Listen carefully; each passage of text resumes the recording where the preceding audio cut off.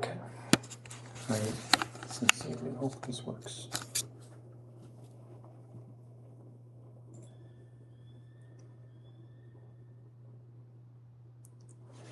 Yeah.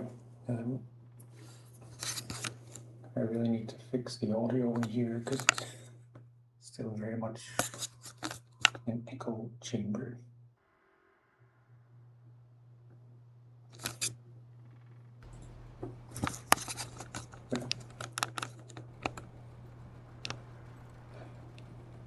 I sense I have to get back in the swing of things.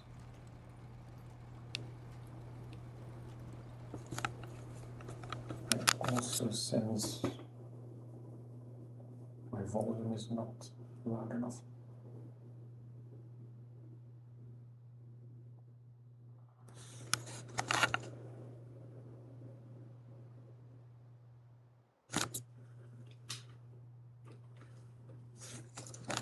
Making sure.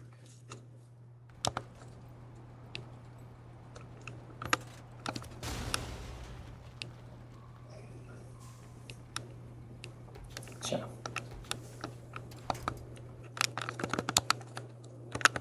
Audio difficulties. Okay, what I want to do is just sell all these trailers that are left in the map.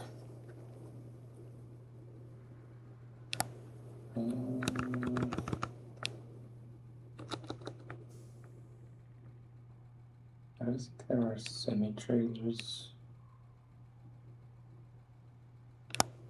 in this map specifically.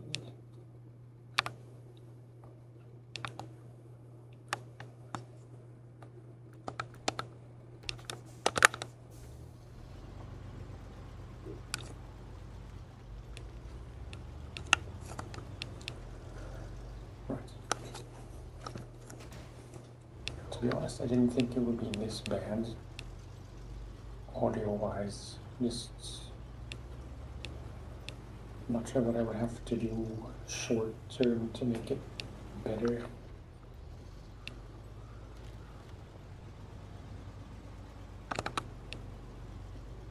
Except just put more stuff in the room. Like, I don't know, racks full of clothes or carpets on the wall, curtains, anything like that. It will be addressed.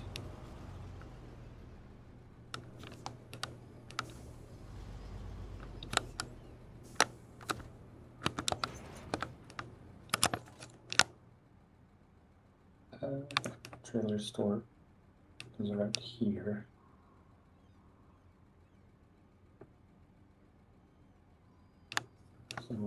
So this one,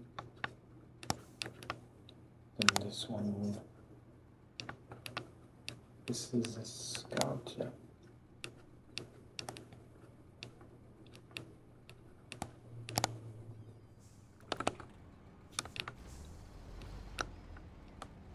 I'll have to get a Scout here.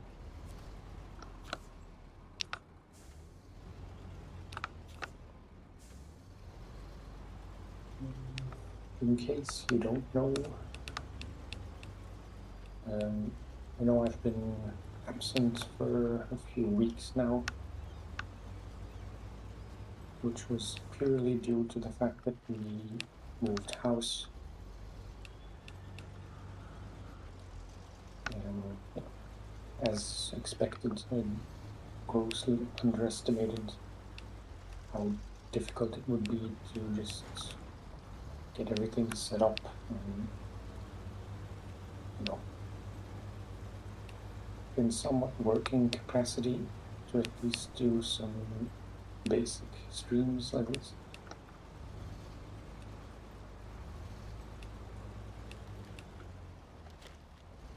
In my mind, I thought it would be a week or so just to get my desk set up, sort out the internet,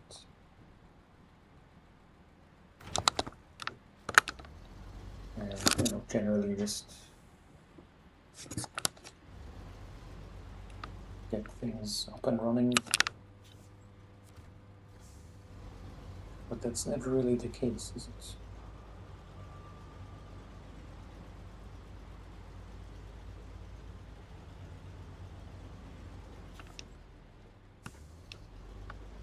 I'll have to check after this stream is done, but I do hope that the audio, that I just sound very echoey to myself in the room, and it's not as bad for you.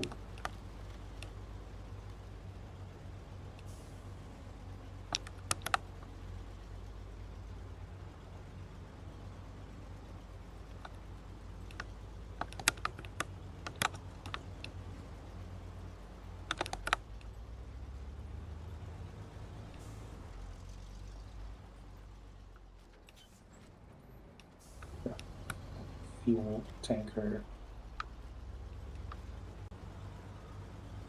which I guess I can just take back to the store the way I just came through the woods.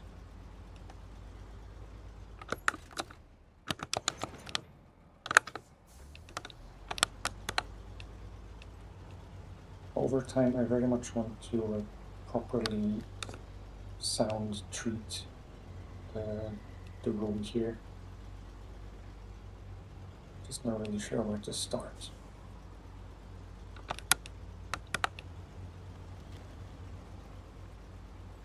I am sat pretty much in the middle, which might not be the best place to be.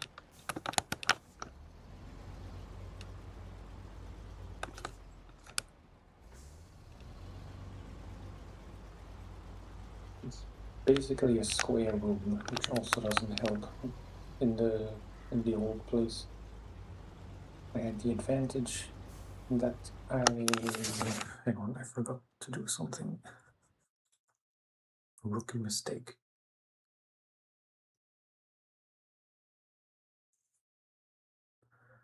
I forgot to have StreamerBot open.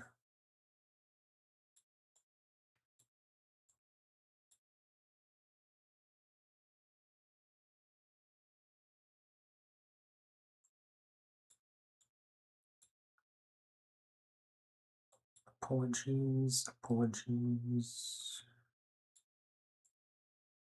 Also, my setup is exactly flipped because my second monitor used to be on that side, now it's on this side.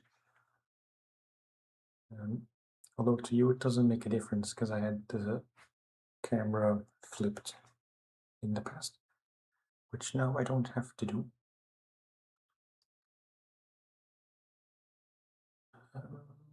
What am I doing?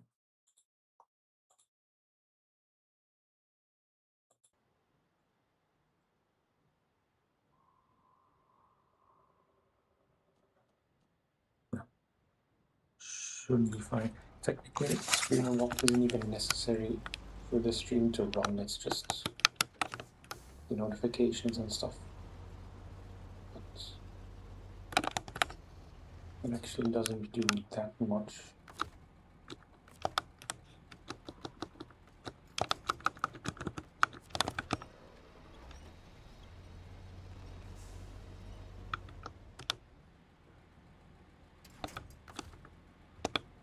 That's not good, is it?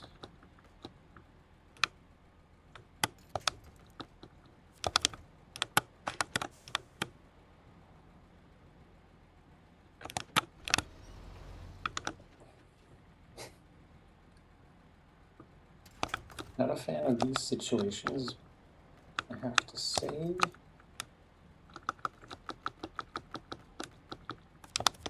When you're kind of sandwiched.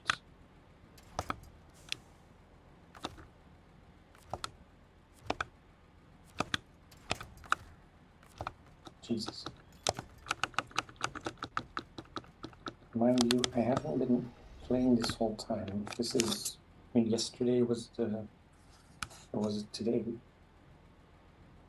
I think today is the first day I turned on my PC.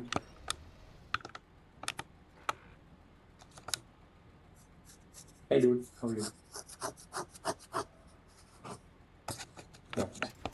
Yeah. This is the first stream in a while after the move. Today was the first time that I turned on my PC at the new place. I will apologize a few more times just for the not so great audio quality because the room is very hollow sounding.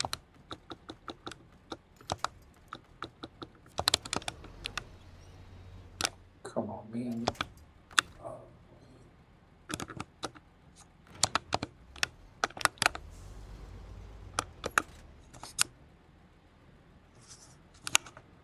Yeah, sure. No problem. Homework goes first.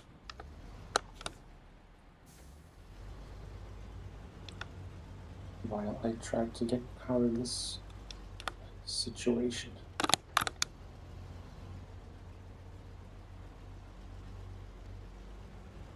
Yeah, as I was saying, in the old place I had the advantage of being under the roof. I mean, for one, I was under the roof, so there weren't as many square walls, if that makes sense. Because the reflections just behaved differently. As opposed to the box that I'm in right now.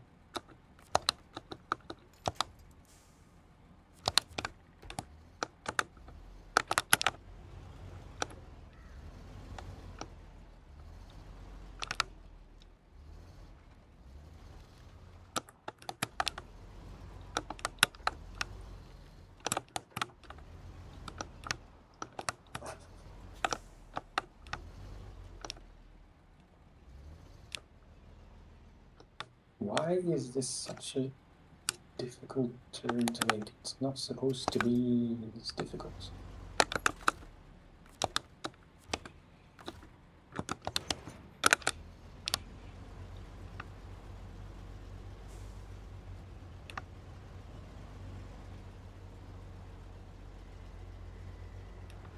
At this point, I don't even know how to fix it, really.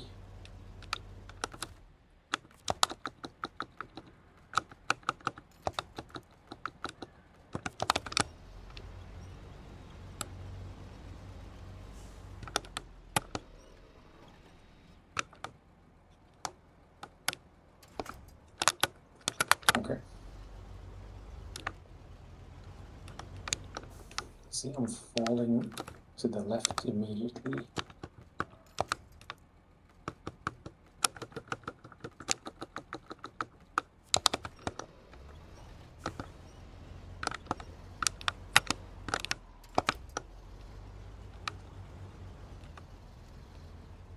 So close.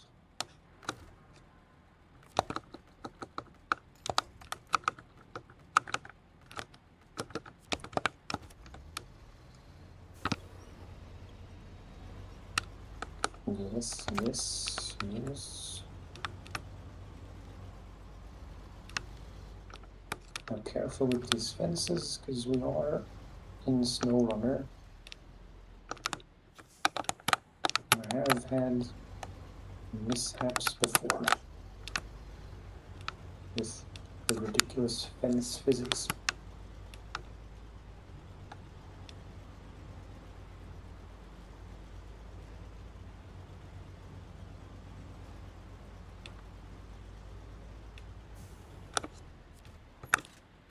Before I sell this. Yeah, refuel, then sell.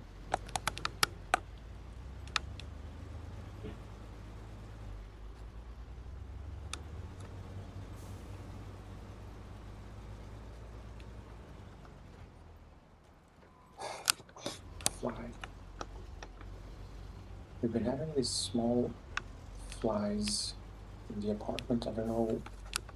They're not fruit flies, just very persistent, tiny flies.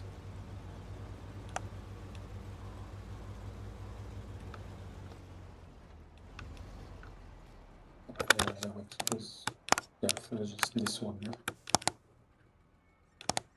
And then the 2 scouts.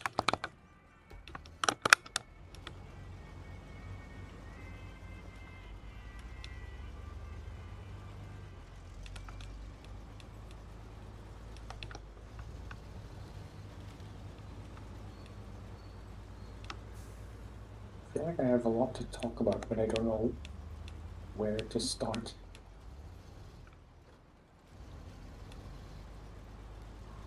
Because I could ramble about the move and everything, but that's not necessarily very interesting.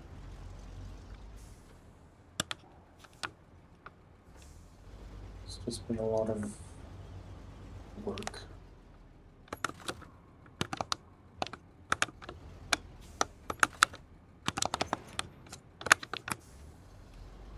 We still have at least as much stuff to move as we already have moved. We have until the end of September to get the place empty, I mean the old place. So there's not much pressure, but speaking for the both of us, I think we both kind of need deadlines. So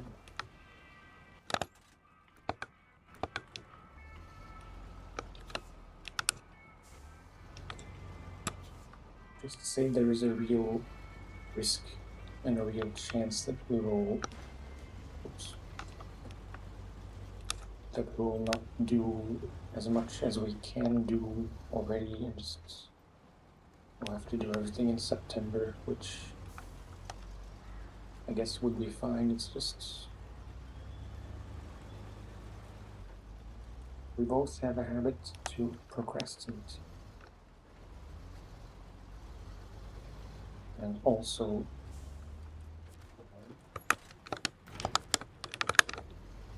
you know, it's not really fortunate that I work during the week.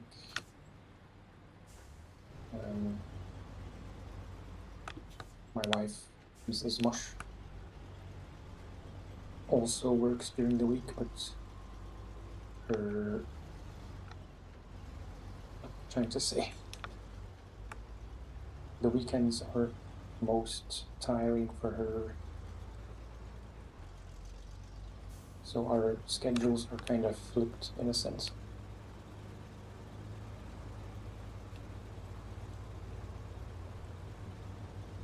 So we kind of have to focus our attention on weekends where she doesn't have as much to do. Otherwise it has to be on weekdays in the evening.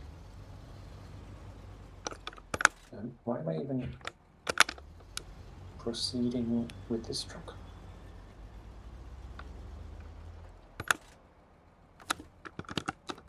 Do that here. Are you required scouts?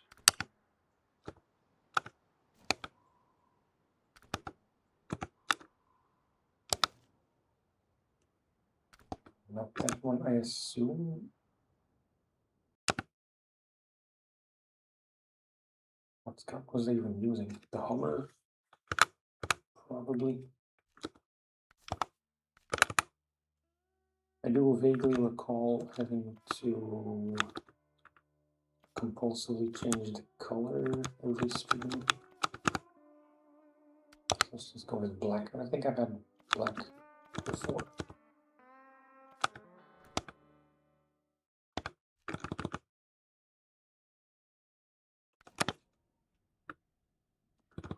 There are no scout trailers here.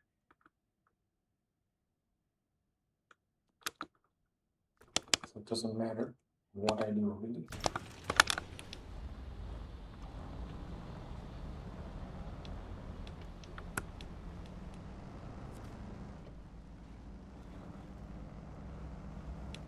I suspect this stream is just going to be a bunch of random and not necessarily connected anecdotes about the last few weeks.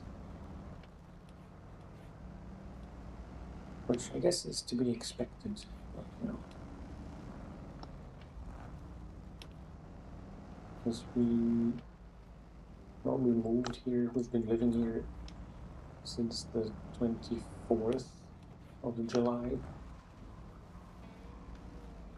It's when it's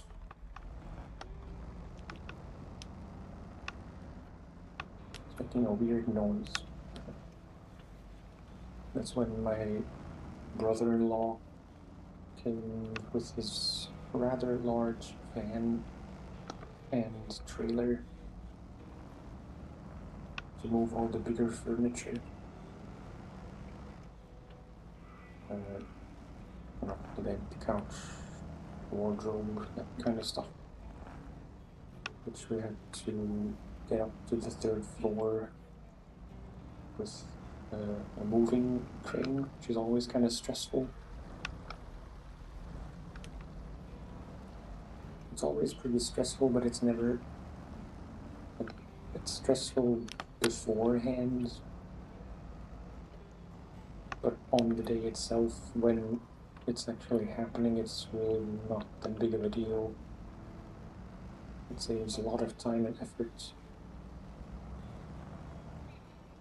My plan would have been to just deassemble the furniture as much as we can and take it up with the normal elevator and the stairs, but that would have been, for one, not possible for some furniture pieces. And also, give myself a break. And it would have been so much more effort on the day itself and beforehand and afterwards.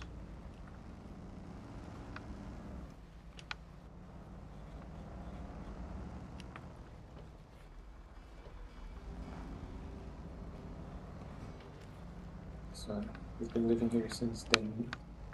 At first, my wife sleeping on the couch, me on a small mattress on the floor.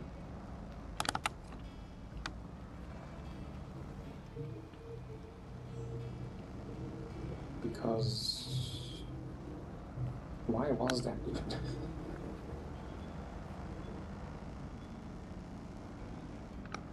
Right, because we had to, well, we didn't want to move our old mattress because it's very much due for a replacement. So the old one is still at the old place. We have to get rid of it somehow.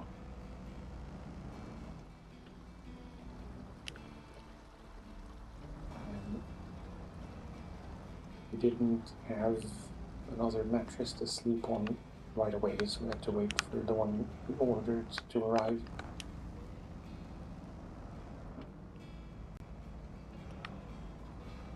But yeah, all in all, it's been pretty good living here. There is the issue with the elevator, which I mentioned in at least one community post. I've been trying to keep you updated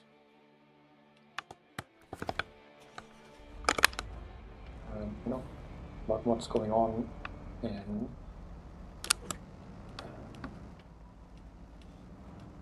you know, when I might be back, when you could potentially expect more videos and streams.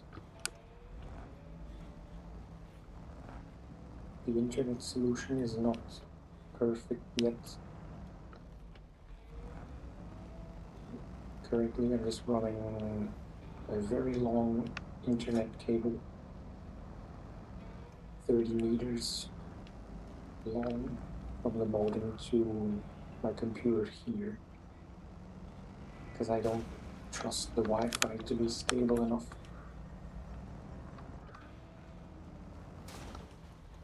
And more importantly, we can't have fiber here yet.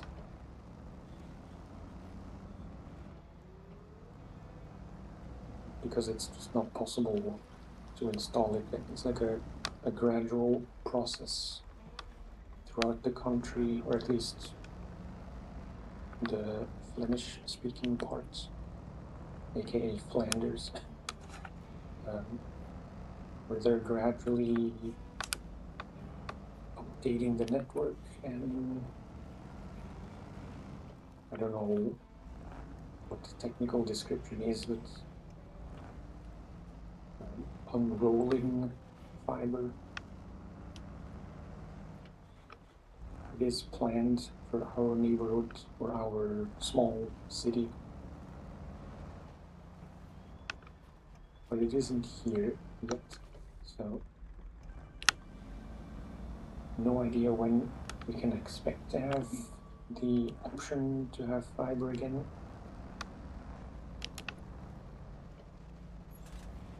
It's very much something I took for granted in the old place. Like,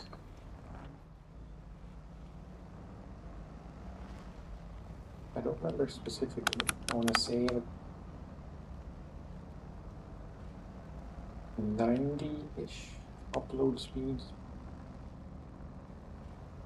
and like 500 or more. I want to say 700 megabits per second download. Currently, right here, it's 100 to 200 down and 30 to 50 up.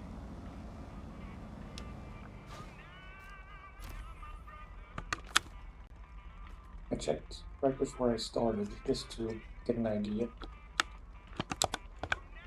And I'm pretty sure it's at 28, which is not great.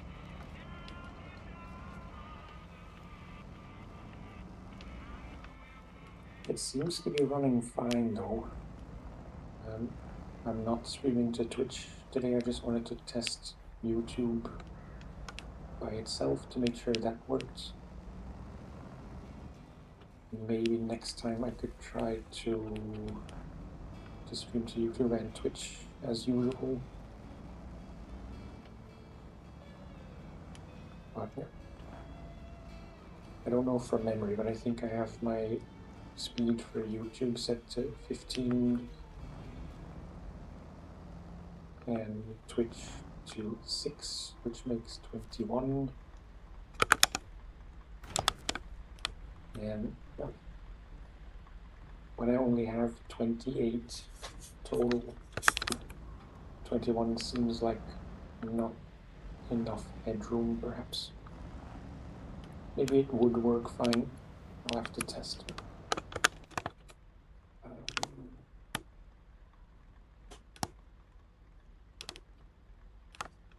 So first, I mean, only this one left to do.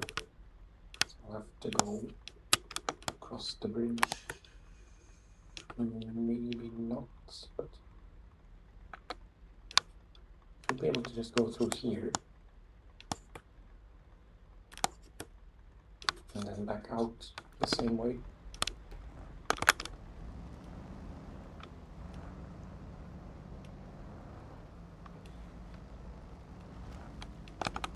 I hope there aren't any technical issues occurring right now, which I'm not even noticing, because on my end, things seem to be fine.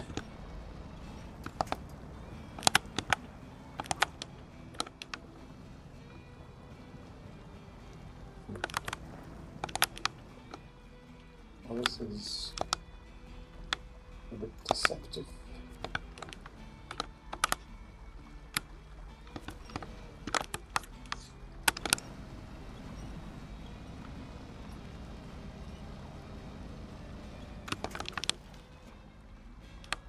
I'm gonna have to cross somewhere else.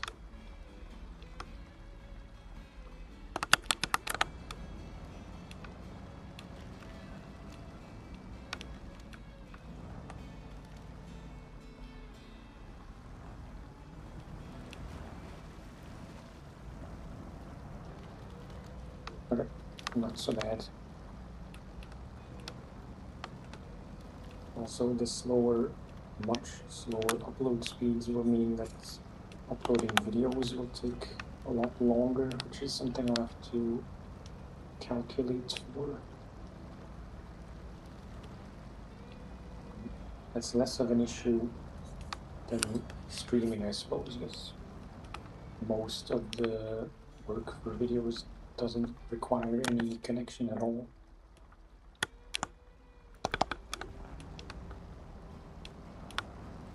Not really sure which way to go. I think it's this way, and then hopefully there's a path here. I never came through here much.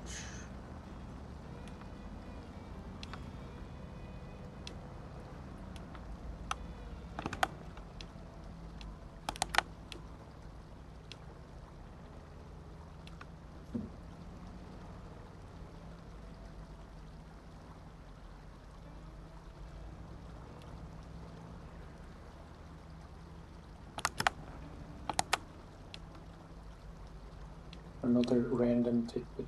I'm just like, it's weird and kind of interesting how easily you lose the ability to talk, or like the routine of streaming and talking, etc.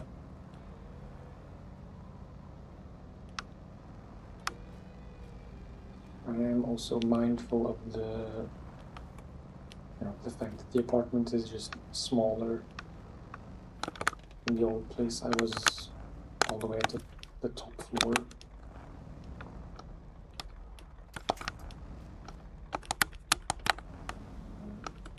So there was, I mean, I didn't have to be as mindful of,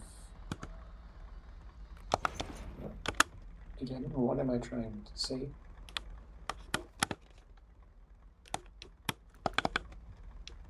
I didn't have to be as considerate towards my wife, and vice versa, hopefully. Because now you can barely see the door behind me, the gray thing in the corner. That's the door to the hallway, which leads straight to the living room,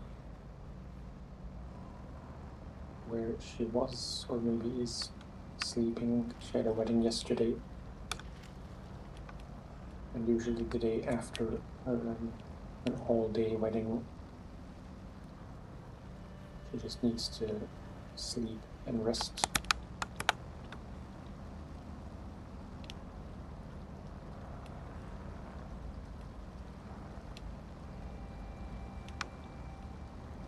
But yeah, the tidbit was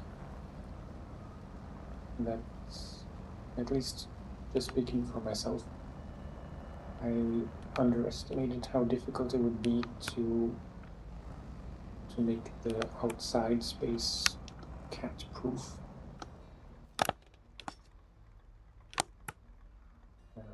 Does it make sense to go there? Should have gone the other way.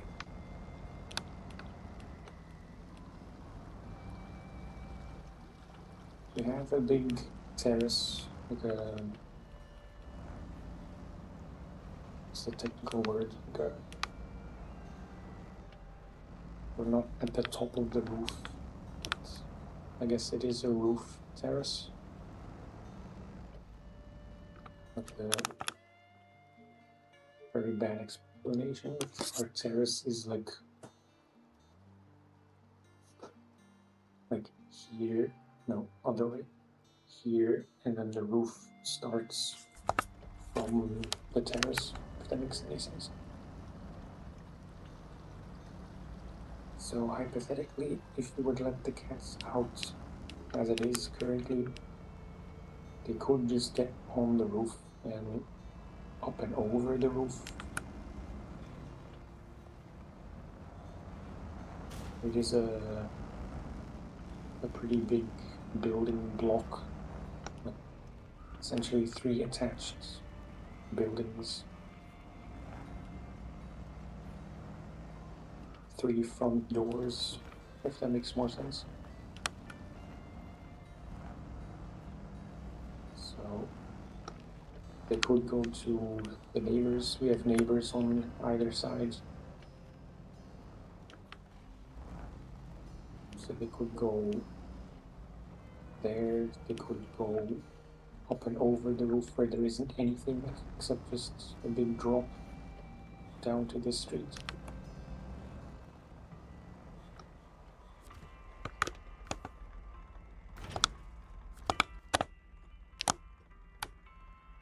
I don't think they can go beyond our building unless they would fall off, which is very much the worst case scenario. Which is why we decided not to leave them out at all. It's generally something you should probably do. I mean, that's what I've always been told. That you shouldn't let cats out at all after moving for the first few weeks because they might try to get back to the previous house. So first they would have to learn that this is their home now, and then you can start letting them out. But like I said, upstairs isn't exactly cat proof.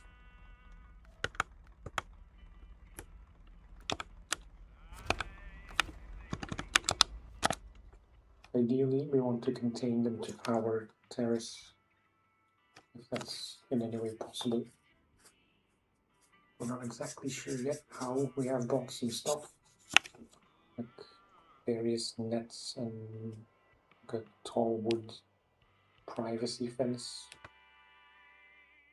I mean, like, you know, typical garden wood panels, lattices, if that's the word.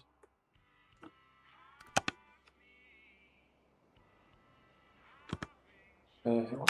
Which map to do now?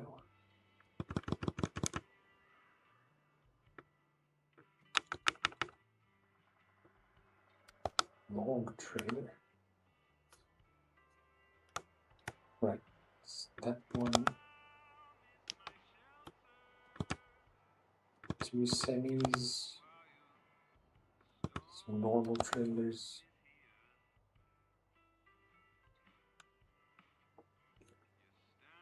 This one might be a bit tricky to get out because it's either through here, through the swampy bit, or up through here, which I think is going to be worse.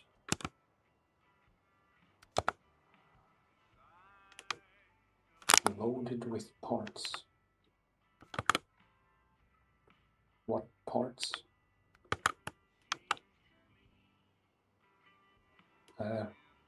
Right, that's one of the new ones. I think the 6-slot ones with the fuel tank and spare parts, so it's not carrying any cargoes. I have to relearn some things.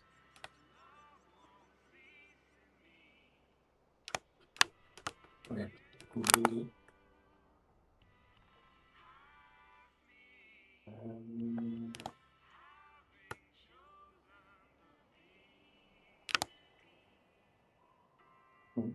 Already greatly overthinking this.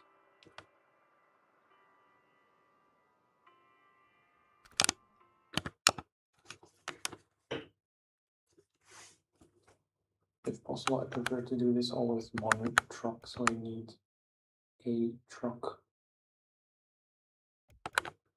with a low saddle,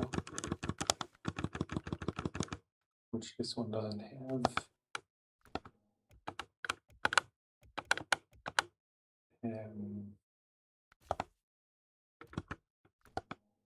Where are all my trucks?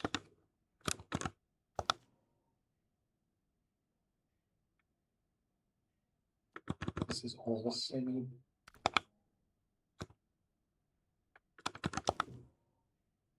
Kodiak Transtar. Yeah, let's get the royal.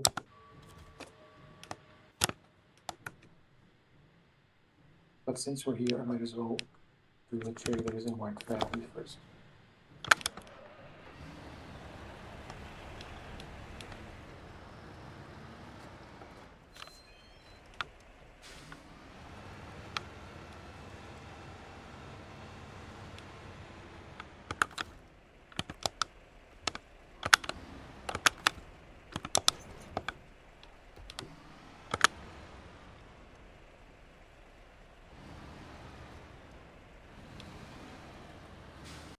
Awkward reversing.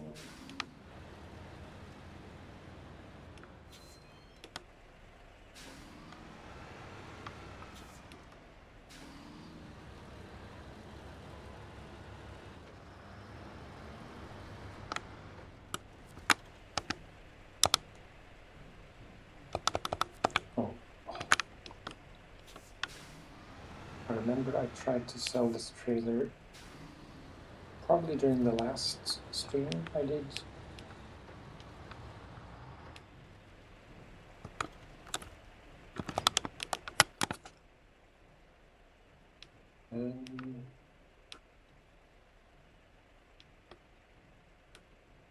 Yeah, the sage.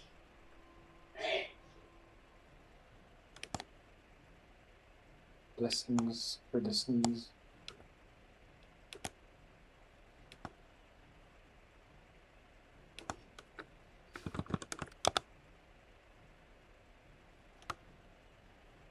Okay, that one first, I guess.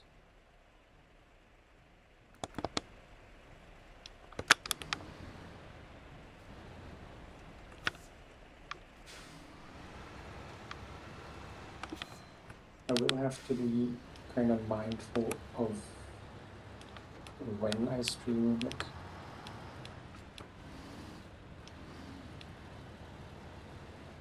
until now, I had the luxury of being able to stream whenever I wanted during the day, but not so much at night because my desk was in our bedroom.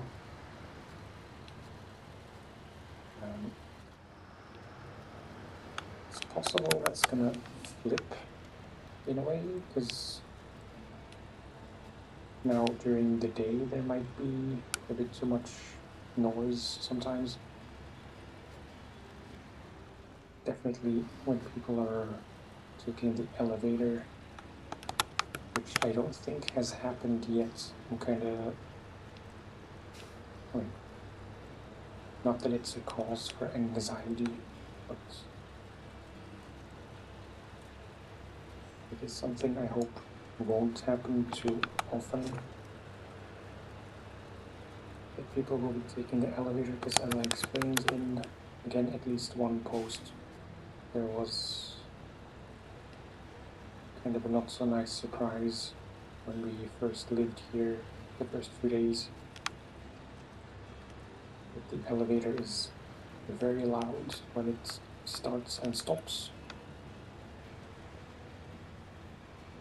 The machine room is almost directly above my room. Just up there somewhere. Not directly above the room, because above my room is attic space.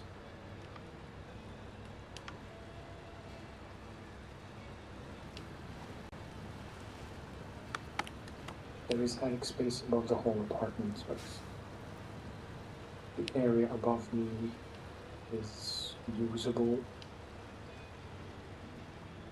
and then the rest is maybe not so usable. I haven't been there yet. I don't think you're kind of supposed to go there much. There isn't easy access to it, but that is where the machine room is for the elevator. So I was thinking, because when it happens, it kind of sounds like maybe it's at least in part the the attic stairs. Like, I can't see on the camera, but there's a typical attic latch door thing in the ceiling, which you have to pull down or open with a hook stick. Very clumsy explanations. But it sounds like the vibrations are making the springs in that foldable stairs rattle, at least a bit. That's what it sounds like big springs vibrating. I don't know if there's much we could do about it except just wedge some foam in between the springs or something.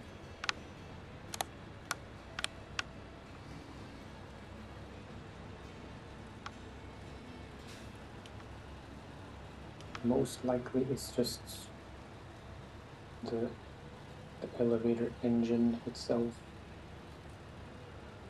or the motor. It's not really an engine as such.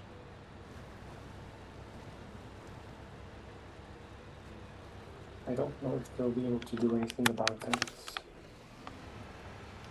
We will bring it up at some point. I am gonna remove the cargo because there's literally no use.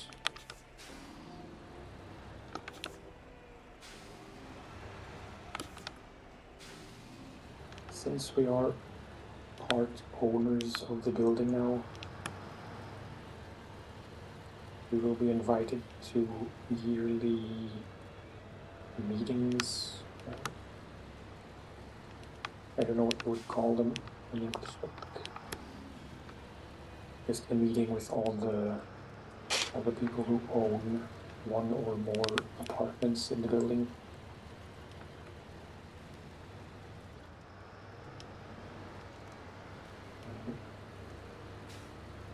Ideally, if we bring it up there, we could at least discuss a potential solution, because it's hard to say. It's hard to say how much the people below us hear the elevator. I'm sure they do, but most likely they don't hear the engine or the motor as much as we do, because it's, there is an apartment between them.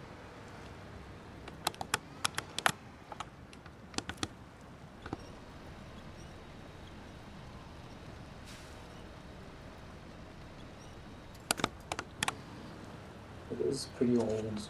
The building is from '93.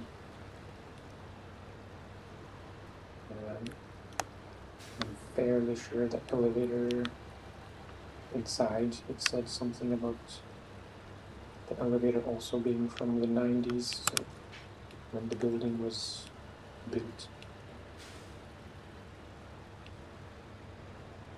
It's probably not, I'm sure if they would replace the whole elevator, it would be much quieter right away. But that's not going to be something most people are going to want to do, because we're the only ones really, if we are the only ones who really have to deal with the noise, and none of the other residents really care that much, it's unlikely to be changed or replaced fully.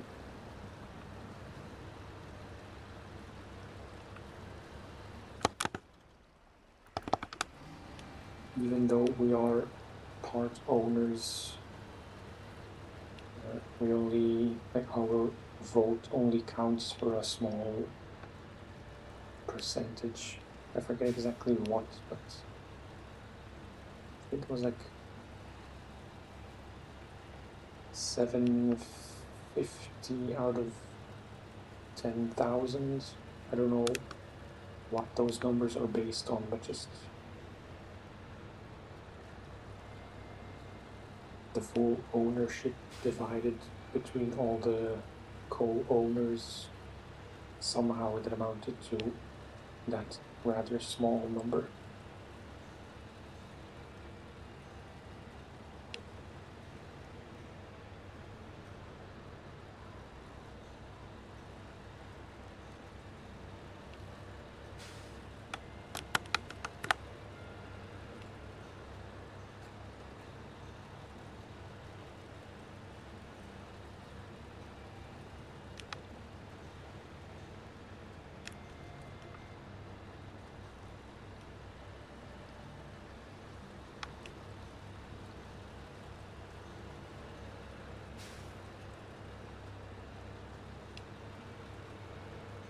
Just thinking about what I could do, or what the easiest way would be to get the room less hollow sounding.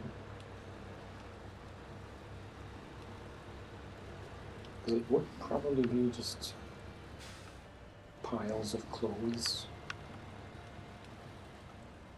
I don't really have anything like some large curtain or whatever to hang on the wall.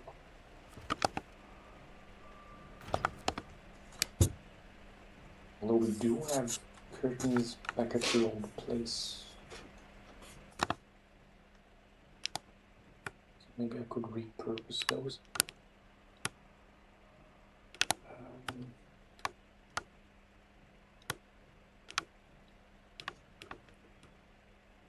Yeah, fleet star with semi, trans-star with semi.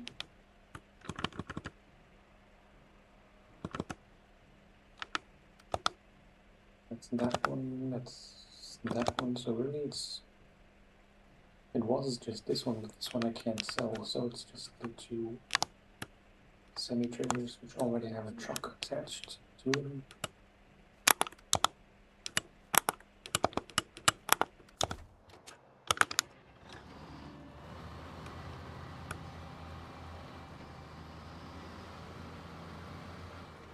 I'm sure I mentioned this at some point, but just for clarity's sake, in the old place, Mrs. Mush had one of the bedrooms as her photo studio.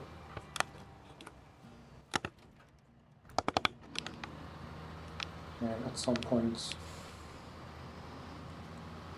I forget what kind of fabric it was, but it was just a set of large curtains which were just nailed to the wall.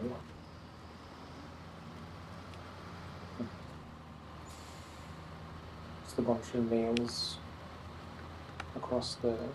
along the top of the wall, and hung it from the nails by the holes where the curtain rod would normally pass through. Because it was just meant as a backdrop, not as a curtain to open and close. It's not necessarily the look I am going for with my office room, music space, man cave. But I'm sure it would already help a lot with the acoustics, so maybe that's something I should seriously consider.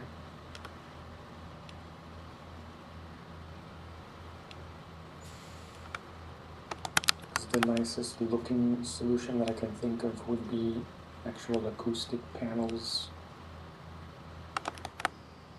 which I would have to make myself somehow, or just buy pre-made ones that look much nicer than anything I could fabricate.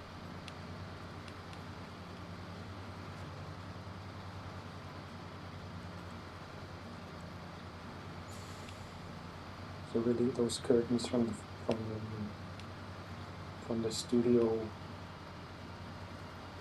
those would be the simplest and cheapest solution that should work. Anyway.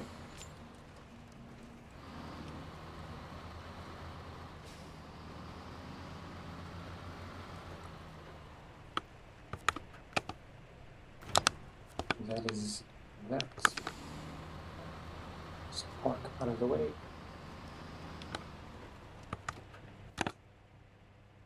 And then Big Star. How am I gonna turn around here?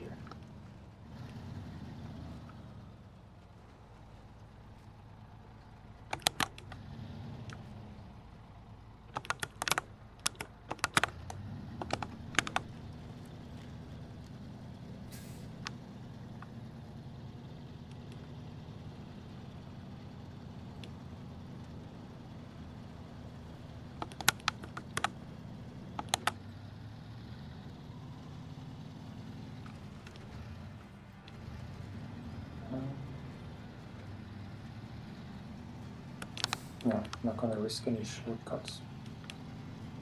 Especially since I have chains equipped, so this ice road shouldn't be any problem.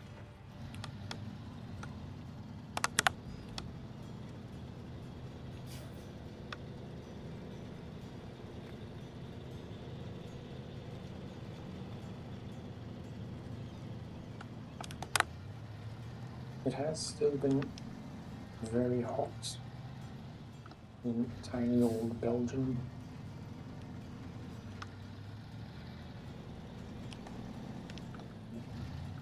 Which was a good test, I suppose, of how hot it can be up here on the top floor.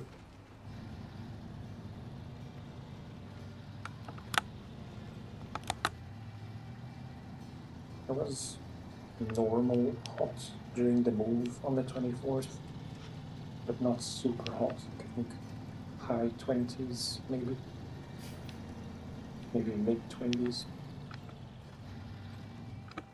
So that wasn't really the best indication. But in the first week when we lived here, it was approaching 40, I think. The highest days was 38, perhaps 37, 38, which was not great. Even with the fan, it would have been much better if we could have, if we could essentially turn the living room into a wind tunnel by having the windows open on one side and the door to the terrace on the other side. But that's not possible because then the cats would get out.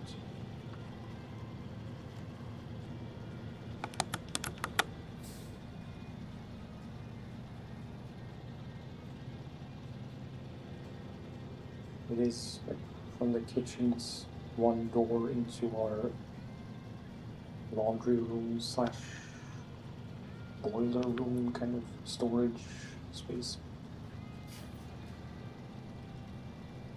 And then another door leading outside, which has a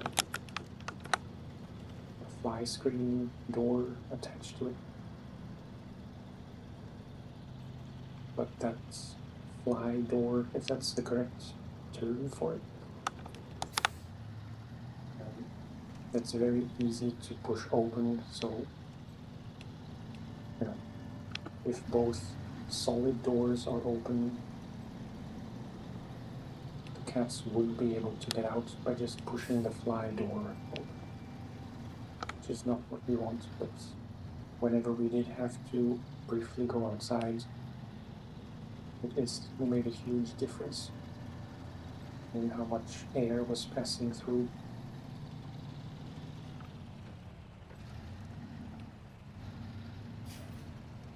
So maybe we should try to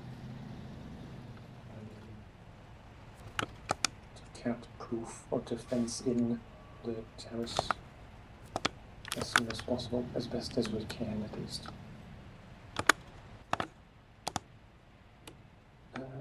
That's it for this map.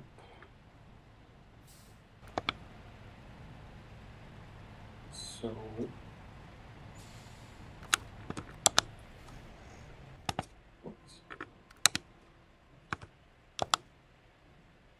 Mountain River was done. White Valley is done. Pedro Bay just has semi-trailers.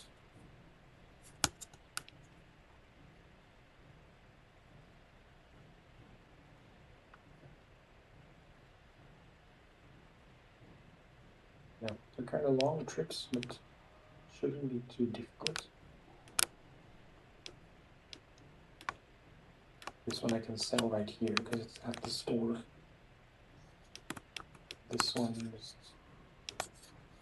along the roads. And same for this one, except a longer trip. So I need to...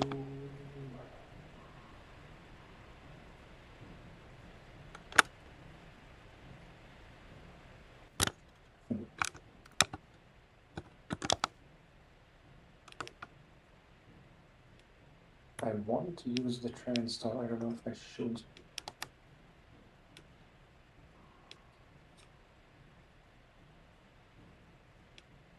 Because this is fine. This is kind of a muddy section. As is this. So I think the White Western is just the better, or the Fleet Star is just the better choice.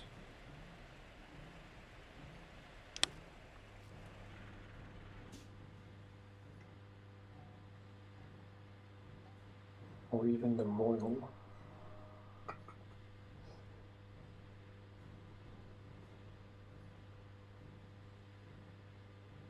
No. Fleet Star should be able to do it.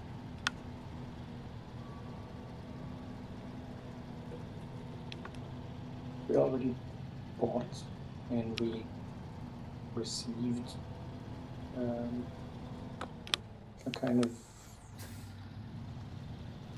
climbing toy fortress thing for cats. I'm sure it has a more accurate name than that, like a basically a very large cat tree made out of wood with some hiding cases and just, you know what I mean, like a playground for cats.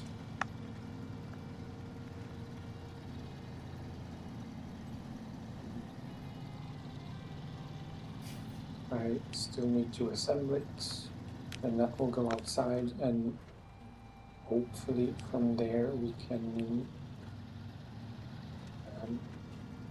create an enclosed space.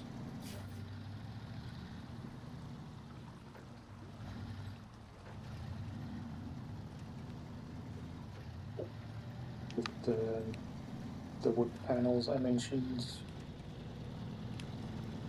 that playground construction, and then the nets we also bought. It'll be a lot of trial and error, and there will be escape situations. For Koala, I already managed to escape once, because we have one, like, we only have, what's the word, skylights? Like roof windows. We only have that kind of tilt windows because our apartment is on the top floor under the roof. The only exception is the bathroom, which has a small normal window. But yeah, one of the roof windows is by the kitchen above the counter. And of course that one is the only one in the whole apartment which you can push open pretty easily if it is open just a bit, like even if it's just cracked. A cat, as was proven, a cat can push it open further and get out, which is exactly what happened. That window was slightly open. We were watching TV and heard suspicious noise, and when we looked, we saw her butt sticking out of the window. And then she was outside a second later, which was kind of nerve-wracking because we didn't know where she would go. Of course, we went outside to get her, pick her up, take her back inside.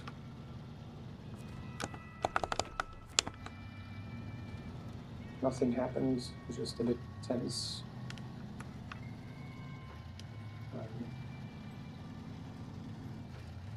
But the day, or maybe the 2 days, or the few days after that,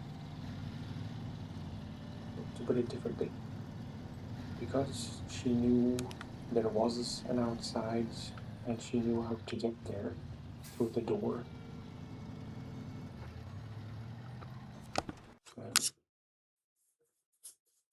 For a few days, she was much more persistent or insistent. But knock on wood, but either she forgot or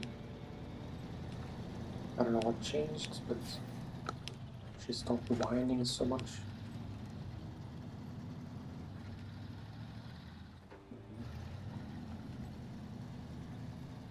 She has also, pretty much from the day we moved in, she tried to get out the windows by the TV in the living room because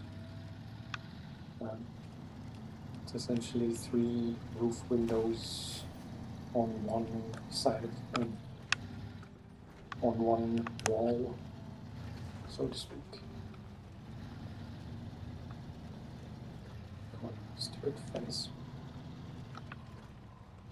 And she was able to figure out very quickly that when those windows were open, she could get to them if she really wanted to.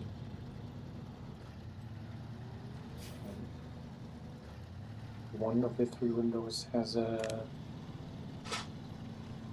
roll-up fly mesh thing, so that window is pretty much open 24/7.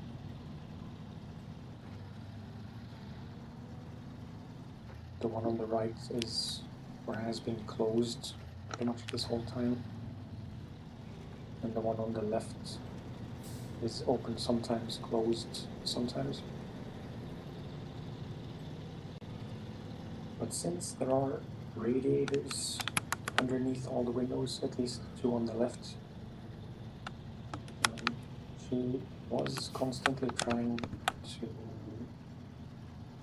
to get from the radiators to the window. At first only the one on the left without the fly mesh, but one night she started reaching for the one with the fly mesh, and she got her nails caught in it.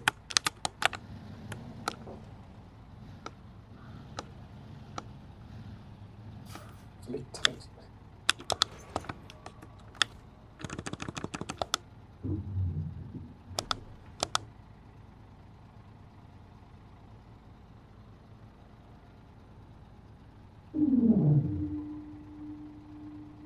I'm sure you heard that. That was the elevator. And I have to be mindful to mute when I know what's gonna happen. This time I just wanted to make sure if you could hear it or not. I feel like sometimes it's louder than other times, and I'm not sure why, because in my mind it should always be equally loud. I don't know. Anyway, so one night she was getting her nails stuck in the fly mesh, and at one point she was actually hanging from it, and when I tried to pull her off, she pretty much broke it and ripped out the mesh from the frame.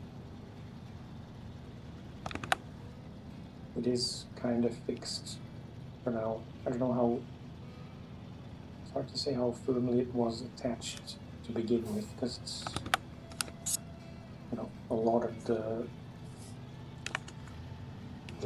fixings, if that's the right word, in the apartment are very old. At some point we will most likely have to replace the windows, because they're all wood framed, and from the looks of it, they're the original windows that have been here for 30-something years. Although I don't know, maybe they have been replaced at some point, but they could use replacing.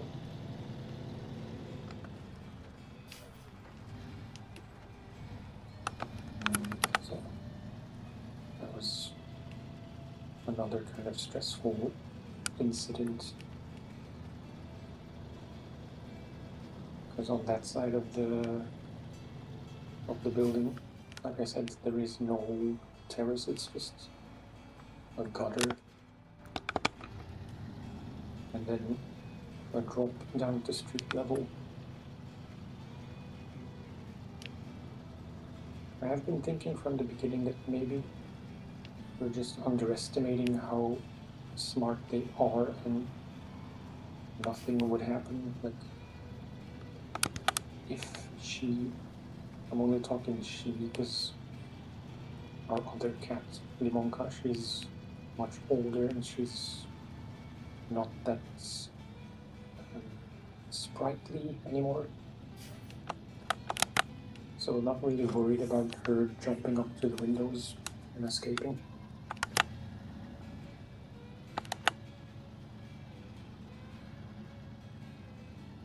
I lost my train of thought.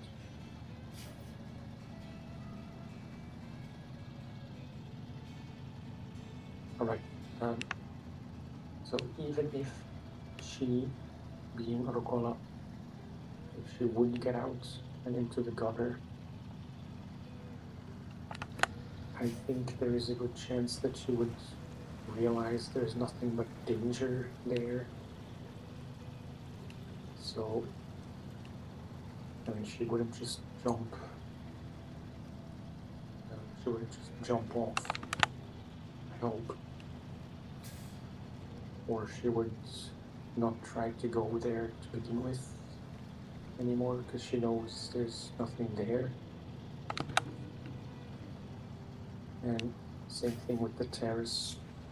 Best case scenario is they would never really try to explore beyond our terrace, which is less likely because, you know, it is much easier to get to the neighbors from there. On one side there is similar wood paneling to the one with, I'm so bad at explaining. On one side, the neighbor has put up wood panels. There used to be similar ones on the other sides, which were kindly left by the previous owner for us to deal with and get rid of.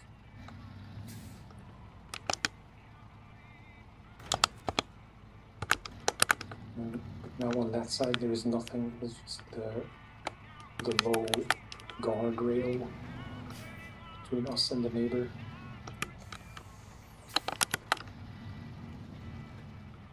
So they definitely Rokola, maybe Limonka as well. They could most likely just jump over.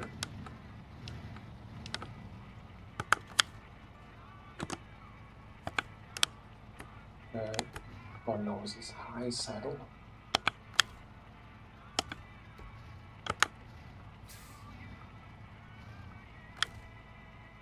think it might be.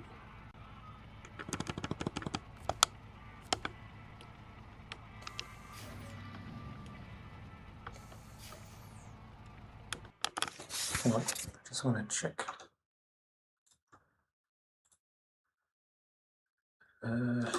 SnowRunner.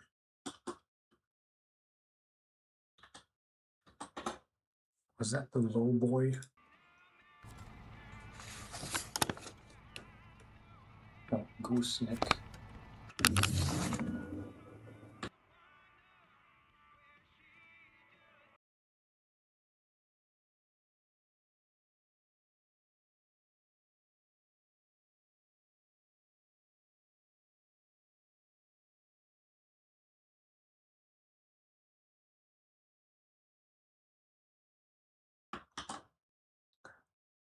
Technical mute there, as the elevator was running again. I am a bit confused.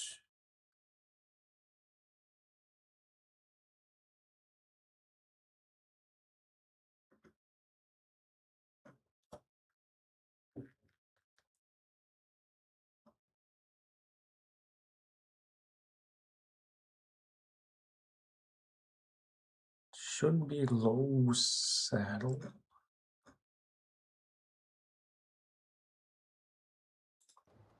For some reason, it's not showing up.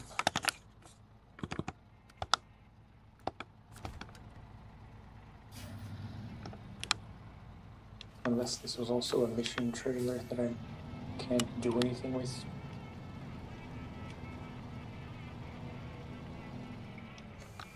It should be officially discovered.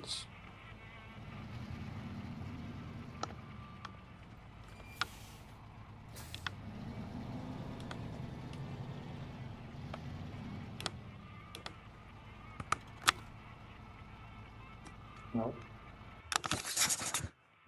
This is confusing. SnowRunner, Pedro Bay, gooseneck. There's a gooseneck semi-trailer in Pedro Bay with 2 metal beams that I can't pick up. When I approach it with a regular truck, it says saddle low.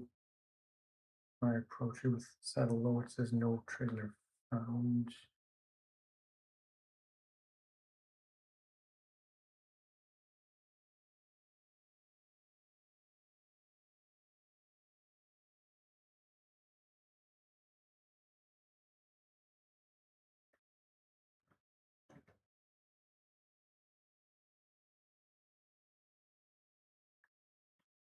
Interesting. Seems you can't attach that trailer to the Fleet Star.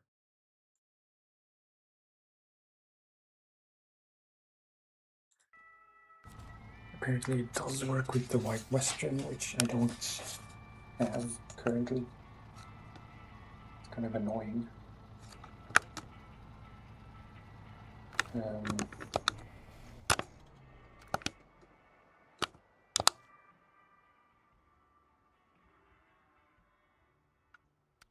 Yeah, okay. Let's switch to the White Western then. Recover this.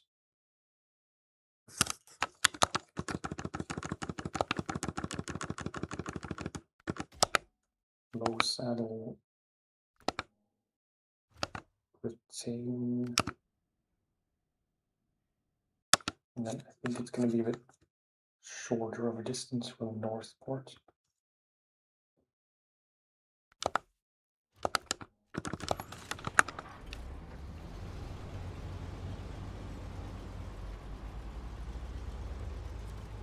In a way, it's not such a bad thing because I prefer the White Western anyway. It's just I didn't want to go through the trouble of swapping the add-ons.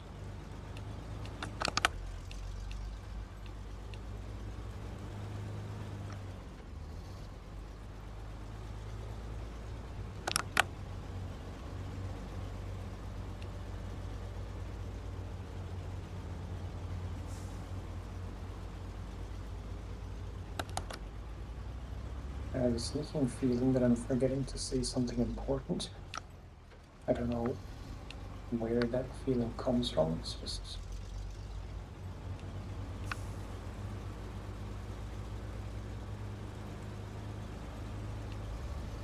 a lingering sensation.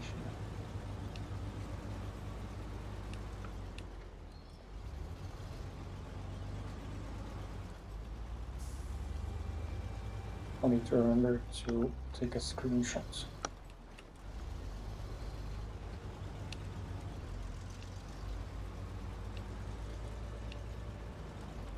Alright. I always confuse the gates, because in my mind I was supposed to take the first gate to Mountain River, but that's the one to White Valley.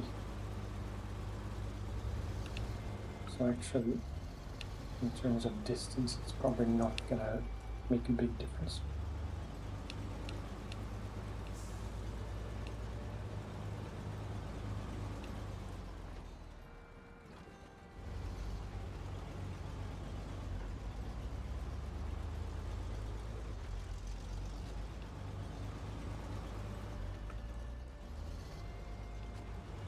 I will also want to install a fly mesh on the window here.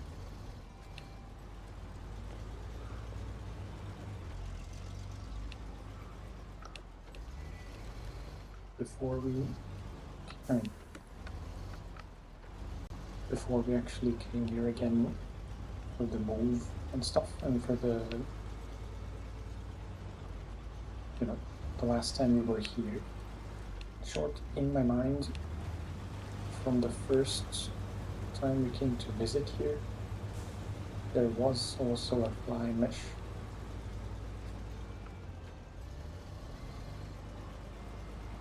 But there is not.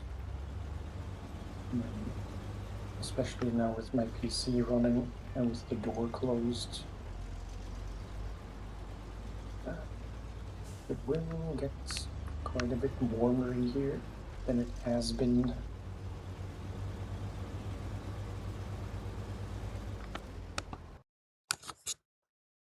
I think a few times I did have the window open. Percola already seemed a bit too eager, and like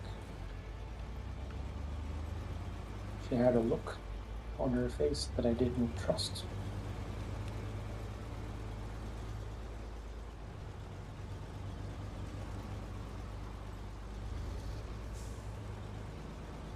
On the one hand, I don't think she will be able to open the window here, because it's just kind of an awkward angle. Like she would have to jump / climb up from the radiator, and then am I trying to explain it? Show, perhaps. So yeah, there you can see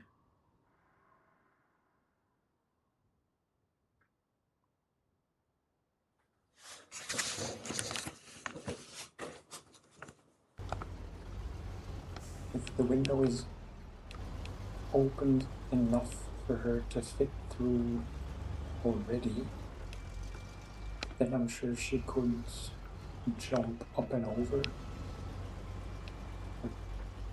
up from the radiator, and hook onto the edge of the window and pull herself up. But if it's open just a little bit, I'm not really sure that she would even be able to latch on and then also have the strength to push the window open further. But honestly, that's just not a risk I want to take.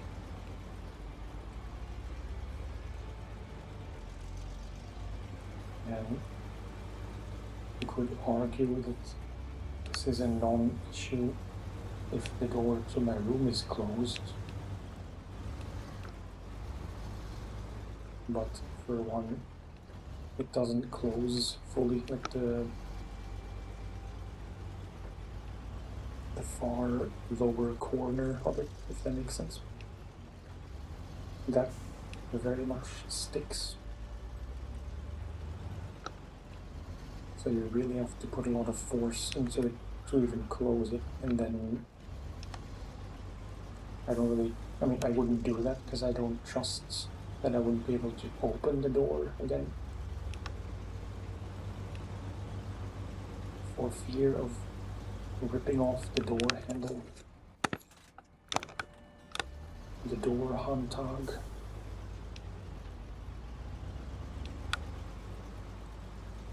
So that's one issue. And also with the internet situation, I have the cable going through the door, which means I can't close it anyway, because then I would just squash the cable.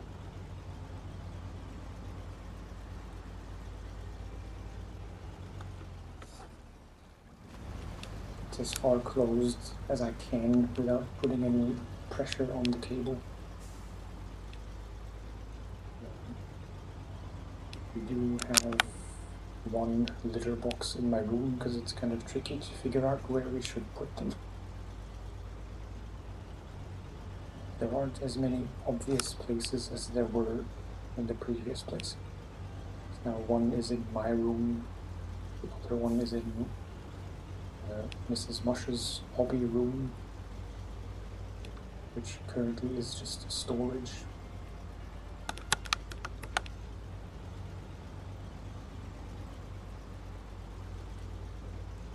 We can't put them in the kitchen because there's no space. We can't put them in the laundry/boiler room because then there's the risk. Hello? I guess we could have the kitchen door open and leave the outside door closed. So in that sense it could be in the laundry room. Right now it's not even a laundry room because we don't have a laundry machine yet.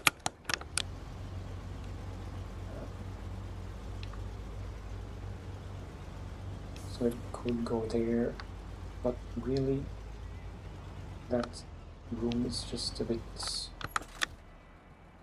unappealing to have open all the time.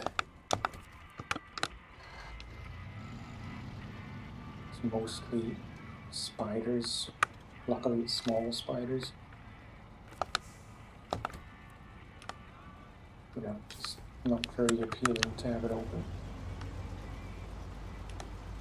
The bedroom is an option, but for obvious reasons, not ideal. Right, now it does a touch. It's very strange. Remove. Sell. So now it's just this one.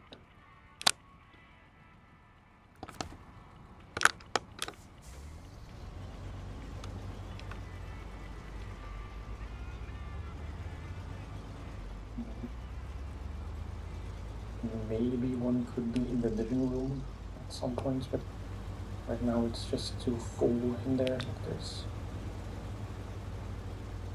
all kinds of stuff just piled up in there.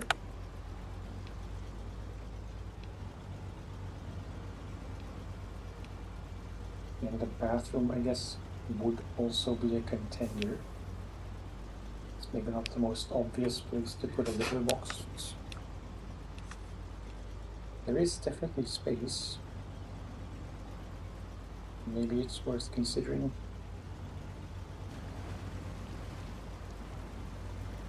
I'm not sure if it's like, not that it's constantly humid in there, but I don't know if any humidity and such would be less than ideal.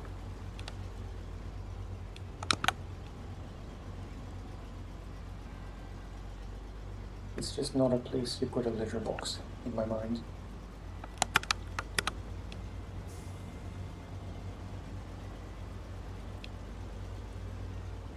Ideally, we could have one outside, but you know, as I already talked about at length, outside is very much off limits for now. Maybe later today I will at least start constructing that playground construction.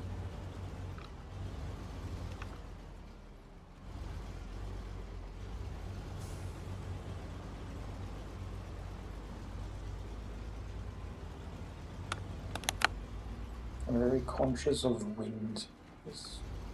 We're pretty high up. Not super high up. I can't even estimate in meters or in height how high up we are. Sorry. But it's 3 stories, so that should give you an idea. It can be pretty windy.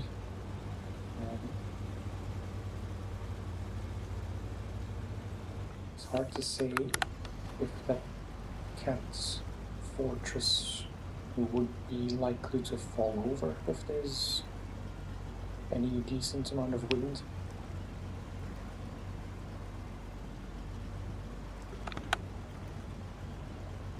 Time will tell, I guess.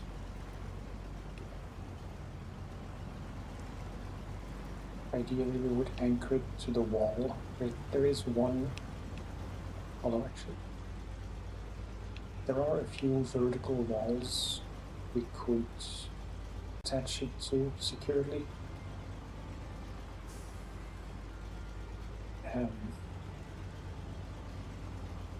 But in 2 cases on either side of the terrace, that would give them very easy access to get up onto the top of that wall. I'm not even sure what's in there. Might be... Could it be elevator shafts? No. I don't know what those constructions are. But they would be it would be much easier for them to get up onto the roof of those vertical walls. Can't really talk in a way that makes sense.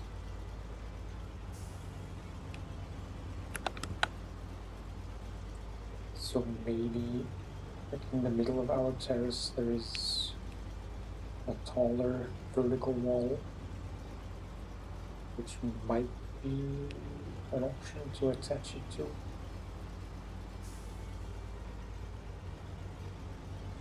We'll have to see. It's not a permanent construction. It's only, from memory, like 1.5 meters.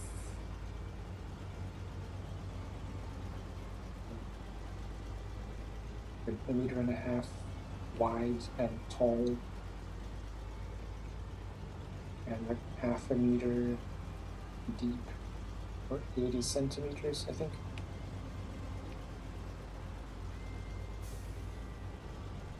And it only weighs like 20 kilos or so it's not, you know, it's not a huge thing that we have to put together in the place where it will have to be indefinitely. We can put it together and then move it to where it needs to be, or where it would be best suited. But no. I have a not so great habit to plan too much in advance.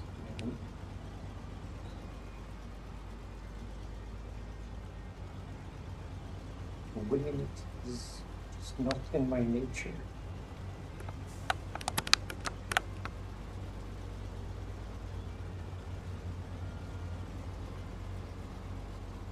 I'll be honest, I thought this would be faster.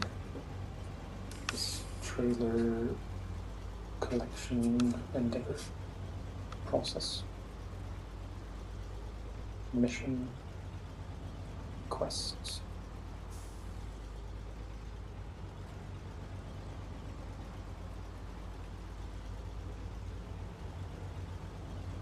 I was planning to do this off stream.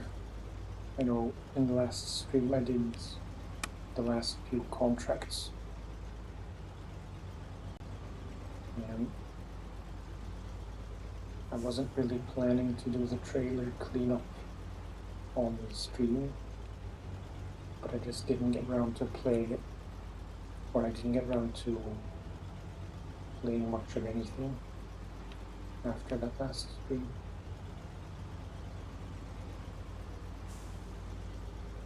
I forget how far in advance I stopped playing anything.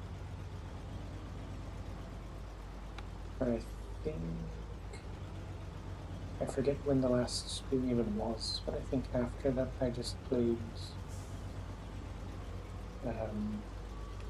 mostly Planet Zoo.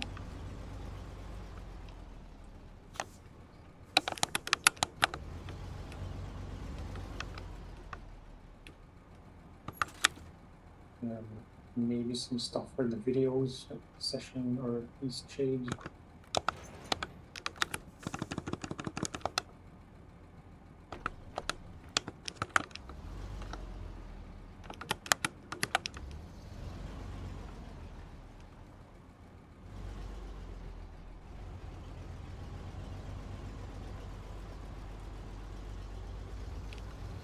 But since I still have to do it, and since I wasn't 100% sure that the stream would even work properly, it seemed like the obvious thing to do for this stream.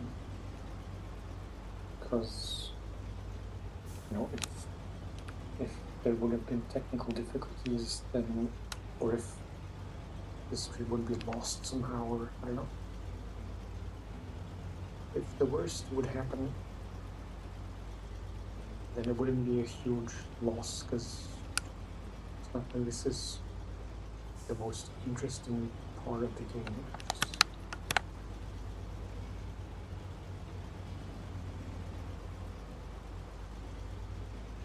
And as far as there was a plan, the plan was to do the trailer cleanup off camera, and then the next stream to start with Tamir, maybe play some MudRunner in between, which I still have not tried. I keep going back and forth between wanting to play it for the first time on stream and trying it by myself first to see if I like it enough. But I think it's safe to say that I will like it enough to at least do a few streams of.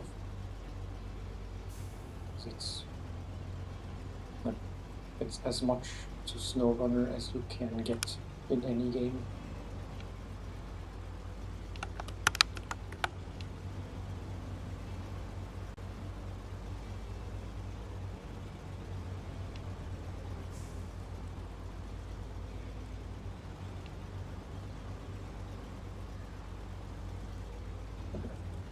Just this one, and then a bunch in Northport still to do. I had some trouble setting up my mic because in the previous setup, my PC was on the left. I was sat rather on the left side of my rather wide desk. Then my main big monitor was on the left, second one to the right, and my mic boom arm thing was clamped to the left side of the desk and positioned in between my main monitor and the PC, thus pretty close to the PC, which was probably not ideal in terms of noise, just from the fans and such.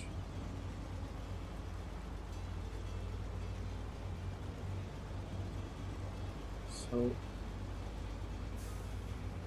yeah, the way it's set up right now is by no means the definitive way I want to have everything organized.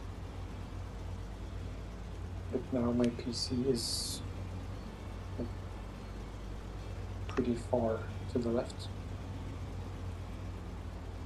I'm sat more in the middle of the desk with the big monitor in front of me, the secondary monitor to my left, and the mic to my right, so it's further away from the tower.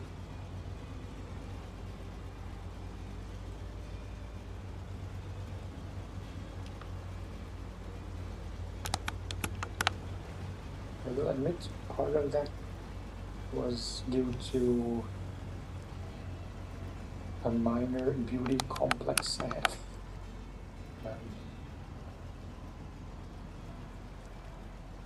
I'd say my left side, which is the side you're seeing right now, is my better side. Because on the right I have like a fairly big gap between two of my teeth, which to me is always painfully noticeable.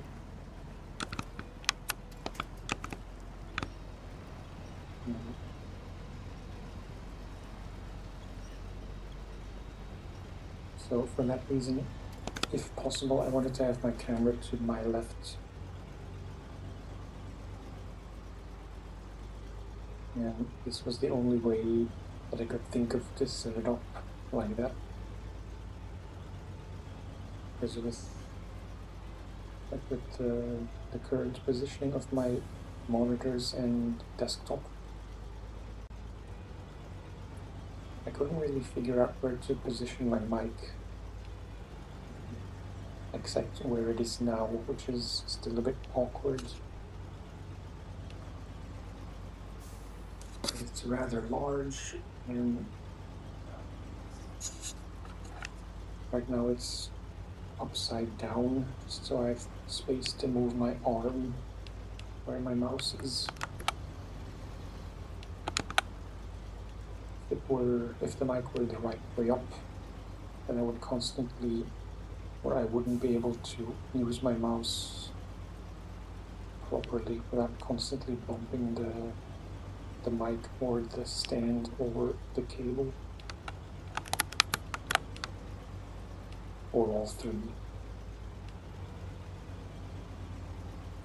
So it's still something I have to maybe tweak. I was thinking maybe it would be easier to just have, rather than a desk clamp thing like all the pros tend to have, maybe it would be easier to have the mic on a separate stand. Because I think ideally I'd want it here, like between, oops, yeah, that was my mistake. Between myself and the secondary monitor. But then it can't be too high up because it would block me partially. Either it would obscure my face or it would obscure the screen from me, if that makes sense.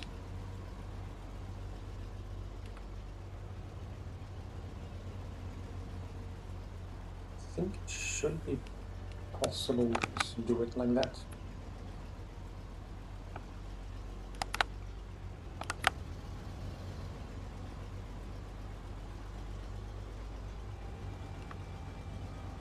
Of course, then it would be, apologies for the very technical and maybe boring rambling. I haven't talked in public for 3 weeks now. At least 2, but I think it was 3.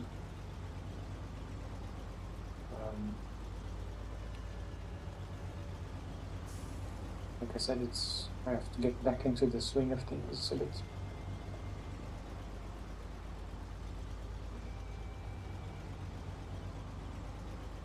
But yeah,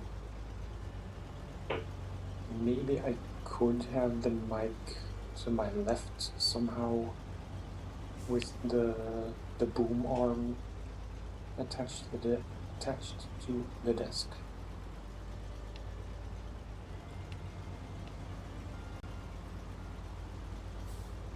Then it would be closer to the computer again, but it would be facing away from the computer instead of kind of facing towards it, which is hard to say which one is best.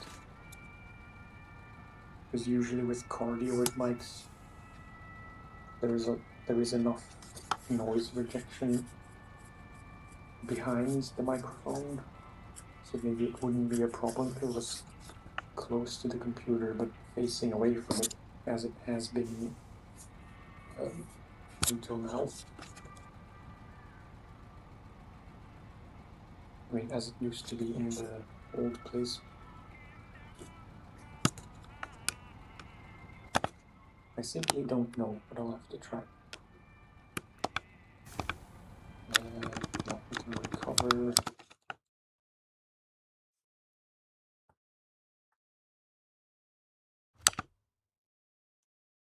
Oh, what did I do?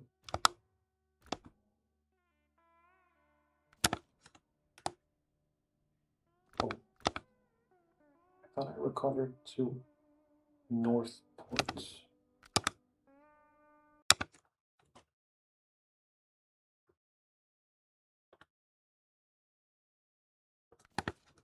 Yeah, here we have these two, which I can do right away. They're normal pulley trailers or dolly trailers.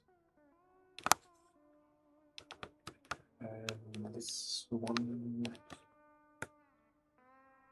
think it's probably excessive, but I might do it with the P16 just because I can. Yeah. This one is right by a store, rather conveniently. This semi I can take there. So yeah, really not that much. There is also this one still, which I guess I would have to take.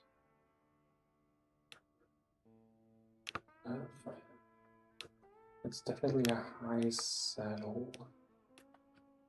So again, P16 likely. But how would you take this anywhere?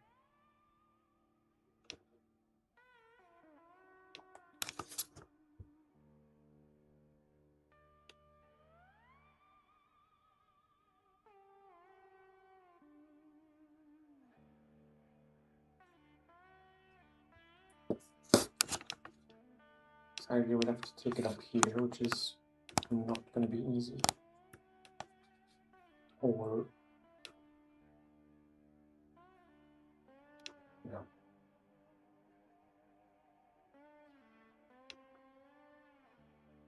I'd say either through here, which is a bit of a sharp turn,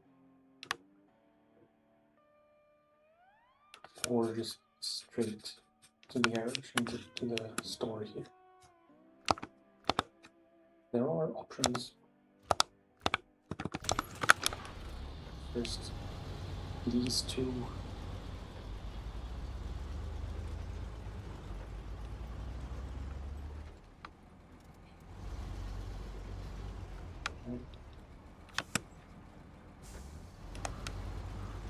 I was thinking if I should talk about this at all, because it is kind of delicate information in a way, but also not really.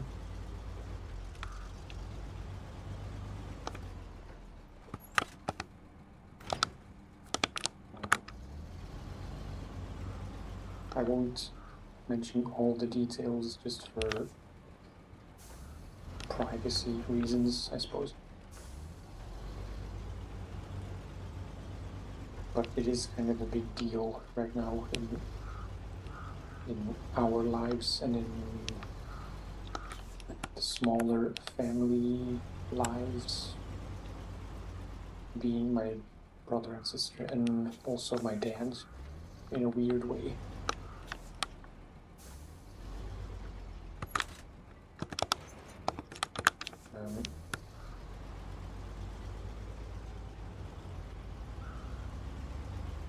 I didn't plan how to start talking about this. Which one do I want to do next? Probably the one by the port. So, I guess 2 weeks ago by now, I think it was the first evening when we were living here actively.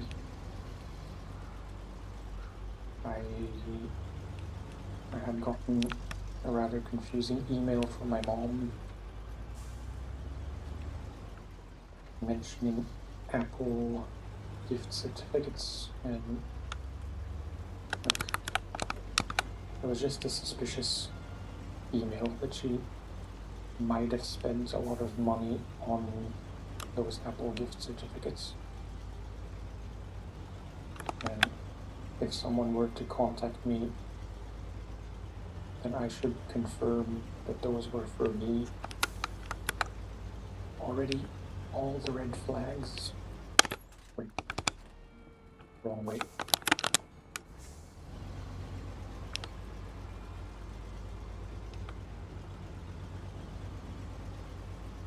So, I forget the timeline exactly, it's all been a bit confusing. But I think I asked her about that right away, right after I got the email.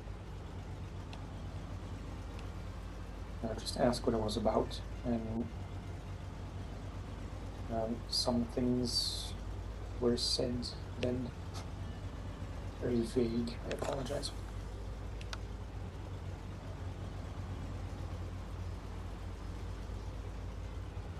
I forget even what she told me then, so I really can't say even if I wanted to. Anyway, the next day I get a call from the police of the city where my mom lives, or the district, I guess.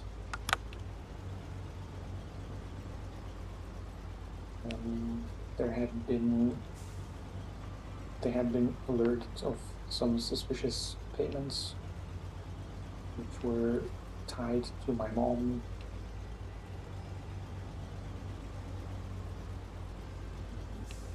They suspected some kind of scam, so they went to talk to her in person. And yeah, to them it was already clear that she had been scammed. But for some strange reason, she didn't want to believe that she was scammed. She had consciously done some things. She had met someone online with whom she had been talking for 2 months, I think, at the time. This person had asked her to... elevator. This person had asked her to purchase Apple gift certificates with cash money.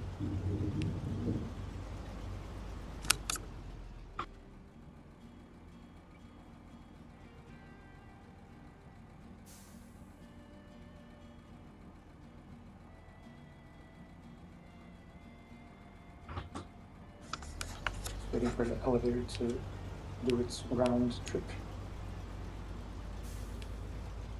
So she was asked to buy Apple gift certificates with cash money and send him the codes, which is Scam 101. But in her mind, because she had been talking to this person for some time, a very short amount of time, but still, she fully trusts him.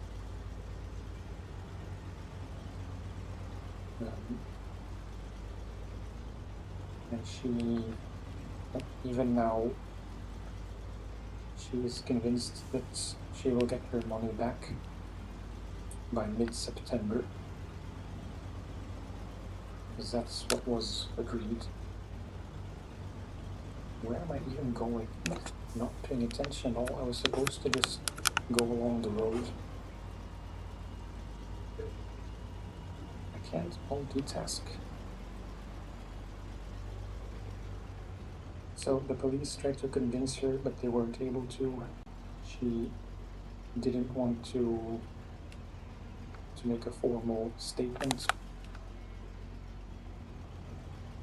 Then the police called me to just let me know that they went to talk to her and to ask if I knew more.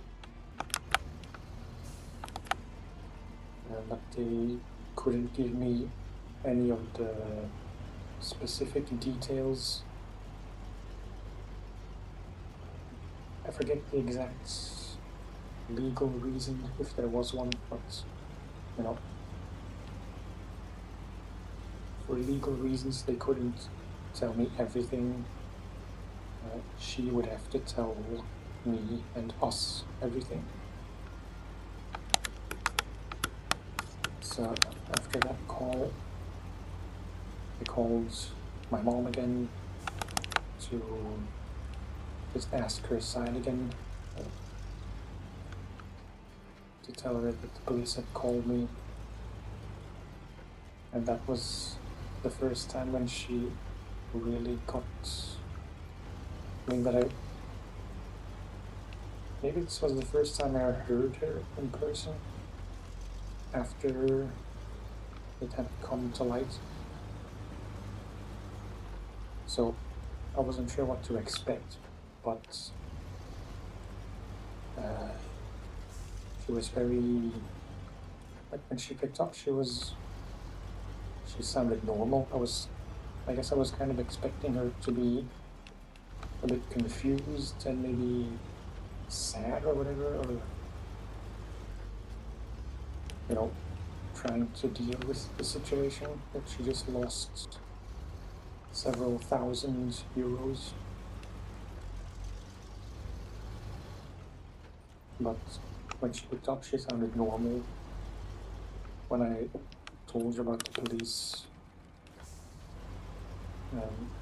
it became, I really can't multitask. I don't know what I'm doing. It became very clear very quickly that she still firmly believed that everything was fine, and that this person whom she had been talking to was trustworthy and legit. So, long story short, she's kind of annoyed with us.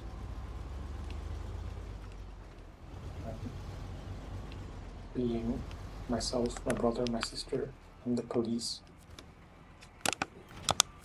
That we don't believe her. Which is very backwards. Like, we shouldn't have to convince her that she was scammed. For some reason, it's just the way it is. I need a sip because my throat is starting to ache.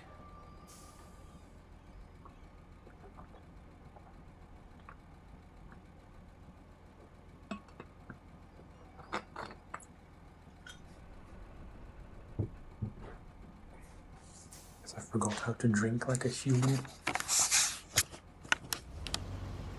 So yeah, no. That was one of a few frustrating phone calls where she was kind of borderline condescending that she'll be able to prove us all wrong when she gets her money back.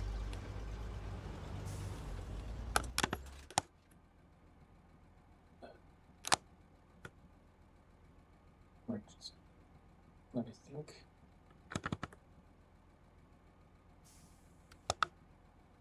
Oh yeah, I forgot about this one. So this, that one, and that one. Okay, let's do this one next, I suppose. So I have to go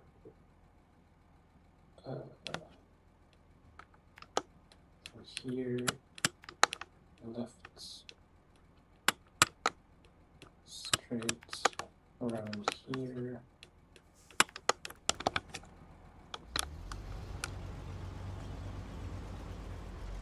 So yeah, I apologize, I didn't plan on telling this, so maybe I could have. It's a bit of an unhinged way of telling the story.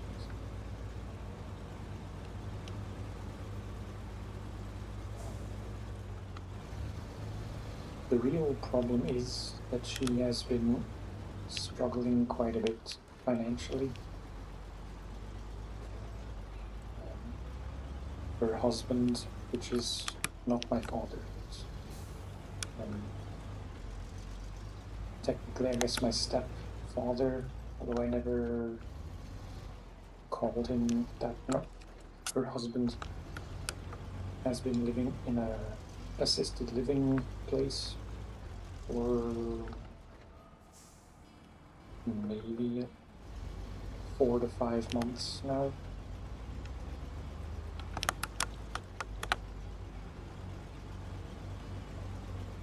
They used to have an apartment together. Now he lives not at home anymore. The cost of living in the residence, I don't know what to call it, like I guess a home of sorts. That's a lot of money per month, which he is barely able to pay with his pension. But that means that my mom is left with the apartment, the rent and the bills and everything. So, yeah, and her pension is not as high. So, yeah, ever since then, she has been struggling a lot more to make ends meet. But classic situation, but she doesn't get that much pension. But she gets too much to be entitled to any kind of significant government assistance,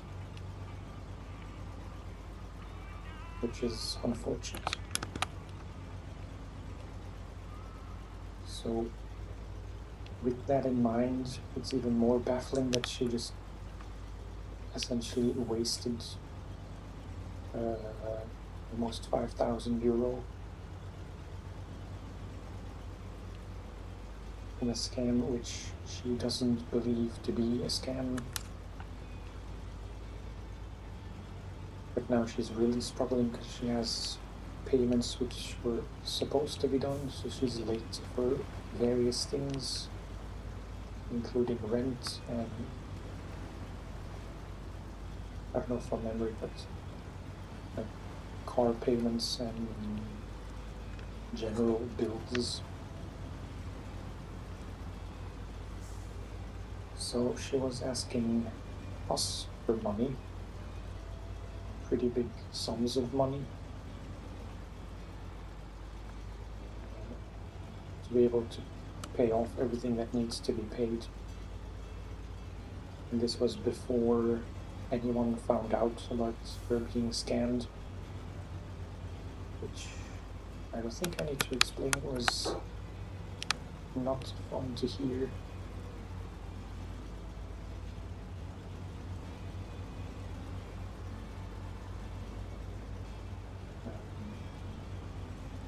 So yeah, in short, she has been asking us for money, us being my brother, my sister, and myself.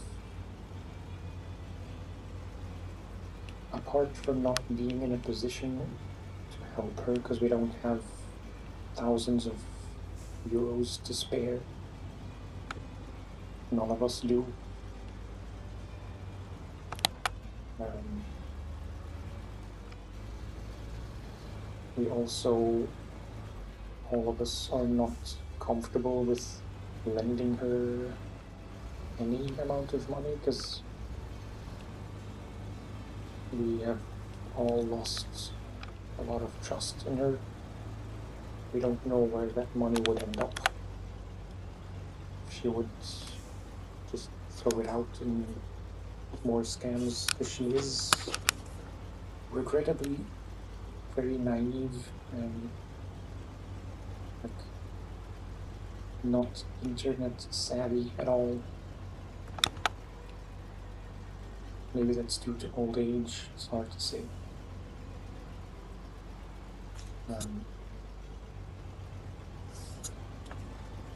Yeah, so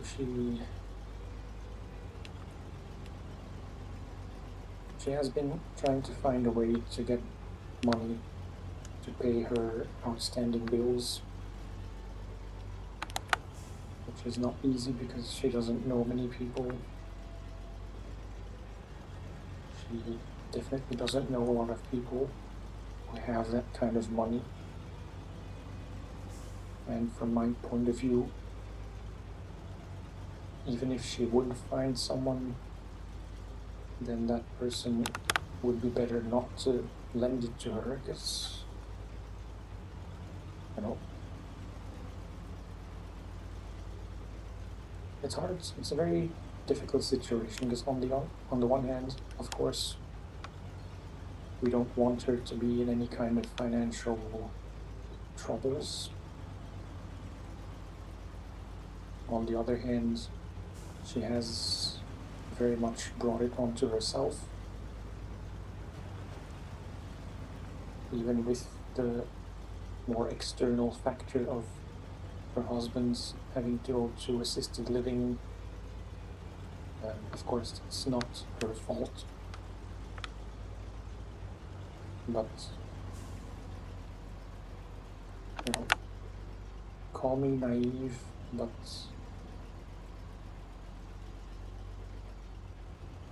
there should be a reason where she, how to say, the reason that she isn't really entitled to any kind of government assistance financially, that should mean that she gets enough money from her pension to live on.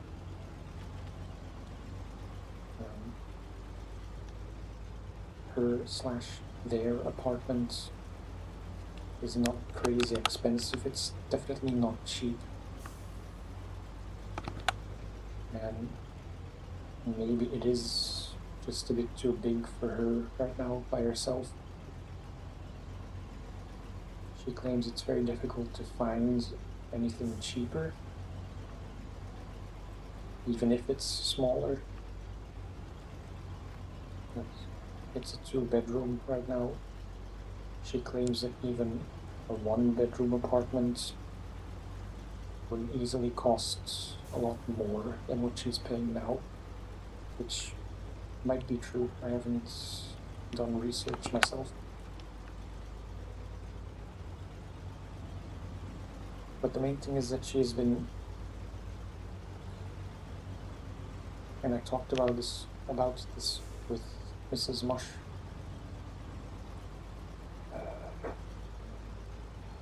It's mainly her attitude that's bothering all of us. Just because she's so convinced and she's not even open to the possibility that she will never see that money again. She's so convinced.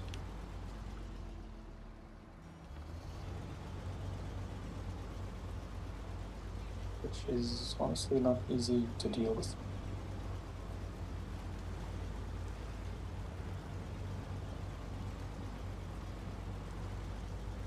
least from our perspective, if she would be willing to admit that she made a mistake, she was scammed, she lost the money,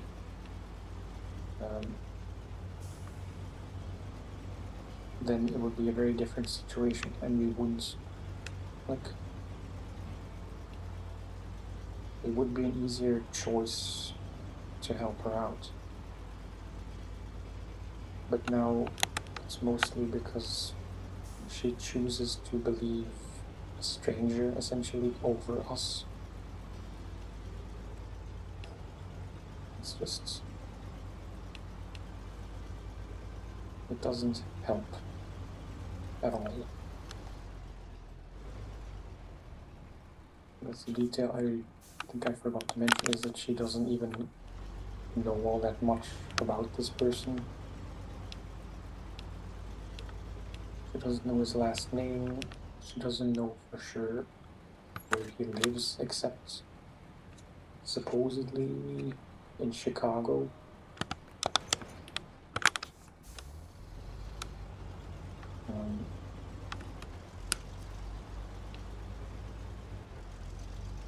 I know I'm at the risk of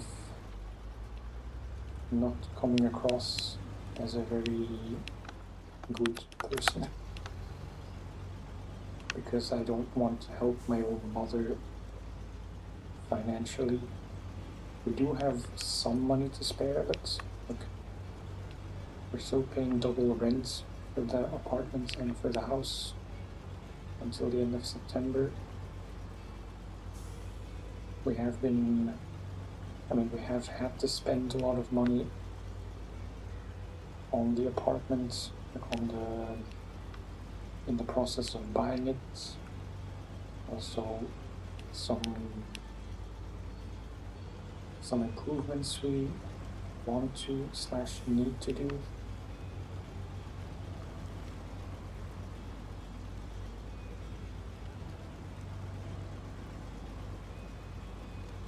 So even if we did fully want to help her, we could only give a few hundreds at most, which realistically just wouldn't make a difference, considering the amount she has to pay right now.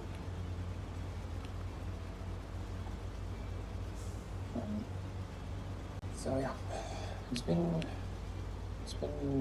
difficult. I'm trying not to think about it too much, because it's very much wasted energy trying to talk some sense into her. It is difficult to talk to her just because she's so stubborn, and like I said, because she doesn't want to believe her family over some stranger on the internet. It's just not right.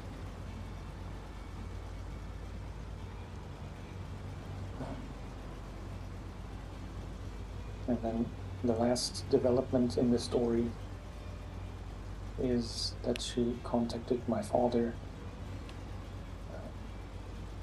For context, they got divorced in 2001. So 25 years, almost exactly. So it was the summer of 2001.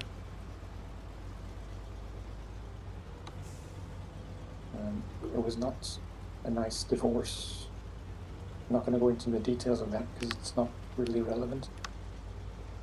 But she reached out to him as well. My father is reasonably well off. He always had a decent salary. He wasn't a big spender. I mean, he isn't. He has never been a big spender. His pension is more than adequate, so, within her Rolodex, so to speak, it makes sense that he is one of the few people who would be able to help her out. But still, because they haven't always been on good terms, definitely shortly after and before the divorce,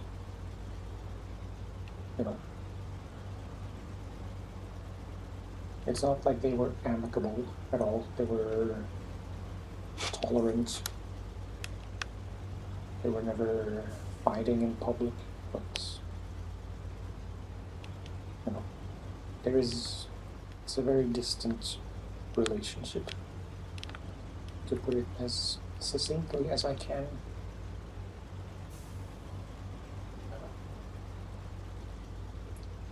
Still, I was a bit surprised when I got a message from my dad where he told me that he was contacted by my mother, where she asked him for a large sum of money, which, according to her, she would be able to pay back by mid-September at the latest. And he just wanted to ask me what I knew about this and what the situation was, because this was the first that he had heard of it. I should have refueled before I sold the trailer.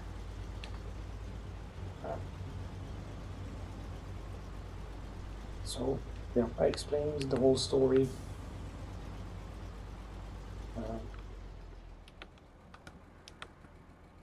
And pretty literally, or no, in his first message, he already mentioned that he would be willing to help her one time and with certain conditions, like just to cover his own ass, so to speak.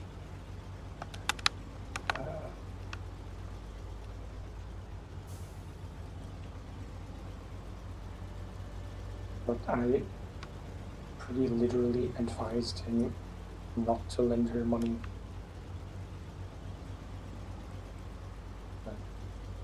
For clarity, he said that he was willing to help her unless any of us would veto it, in his words.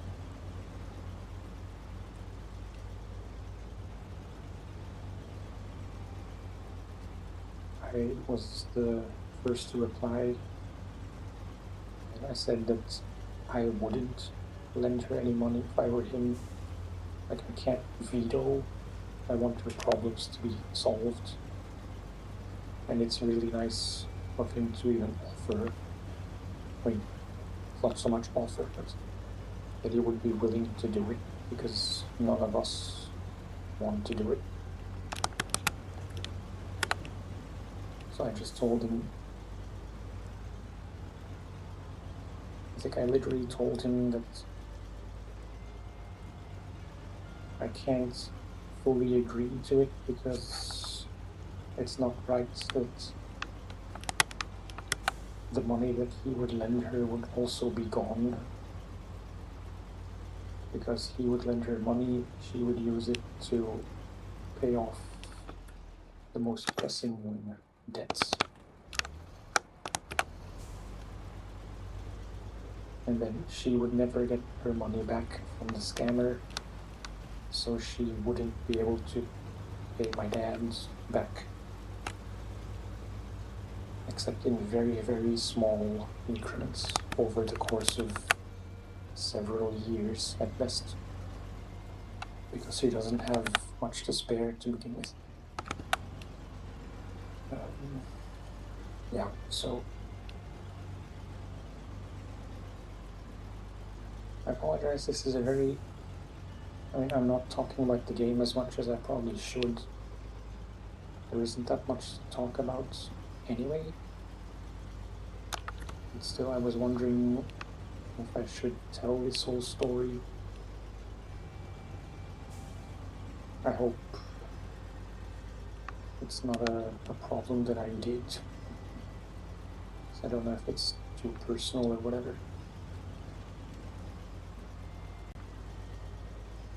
I'm not trying to throw her under the bus, but it's Yeah, like I said, it's been very frustrating dealing with her just because she's so stuck in her mindset. But in short, my dad is still willing to help her out. I think by now he did.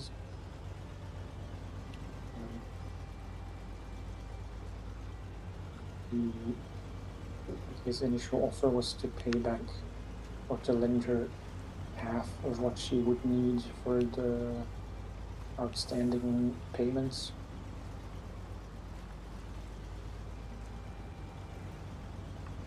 Which, doesn't solve everything, but it's a very kind thing to do. But I think the last thing he said was that he would pay back a quarter, or he would lend her a quarter. Knowing from what we had told him that he shouldn't count on seeing that money back ever. But still he wanted to do it, so I think at this point he did. Hopefully she has been able to pay some things she had to pay.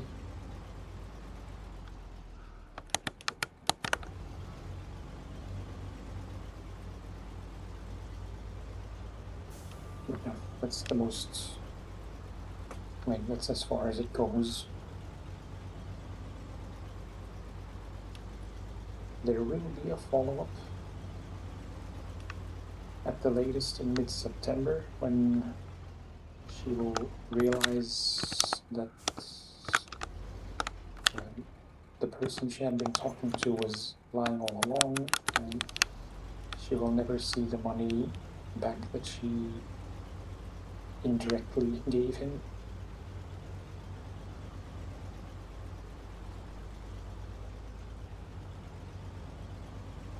I do have to admit that part of me is... wait, where would I need to sell this? Probably here.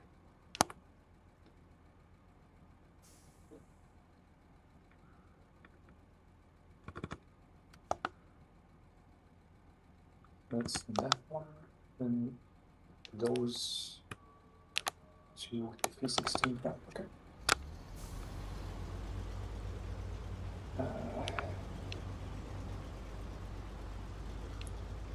Again, I lost my train of thought.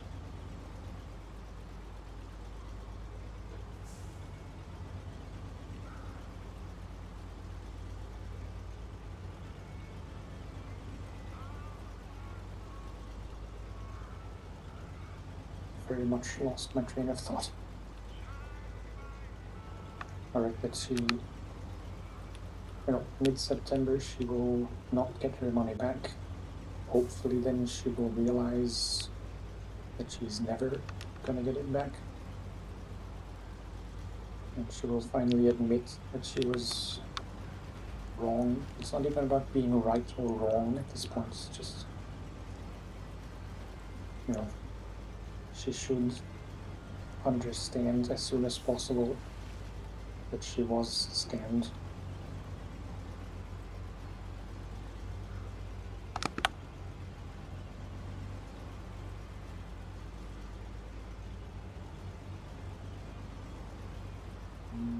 I half expect the scammer to keep delaying or keep pushing back the date.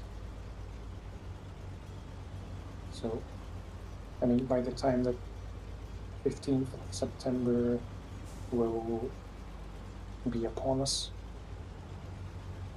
I suspect that he or she will have given a new date a month later, so mid-October, because of whatever fake reason.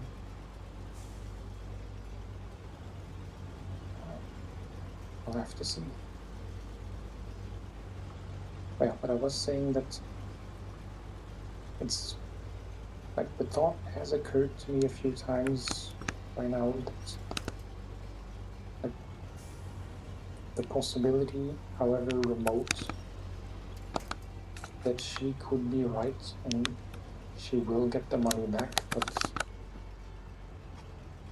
I don't really allow myself to think that.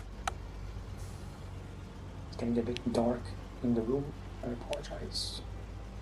I haven't set up my ring light, mainly because I don't have it here yet. Still at the old place. I didn't think about that till now.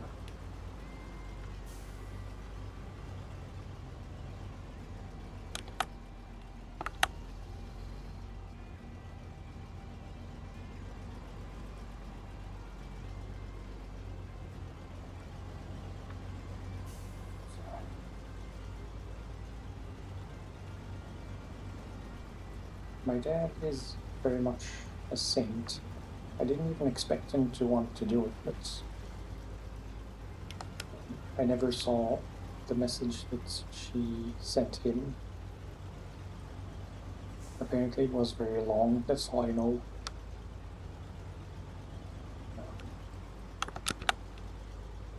But whether she sounded desperate enough or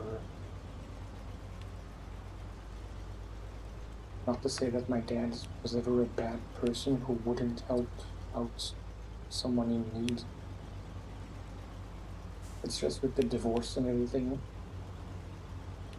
I wouldn't, like, no one would have blamed him if he had refused to help her.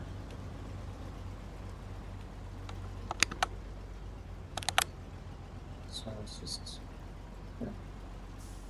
to me, it's a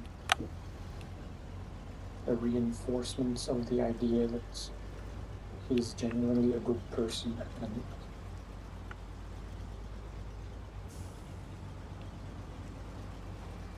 as much as I have lost a bit of respect for my mom, sad to say, but it's the truth.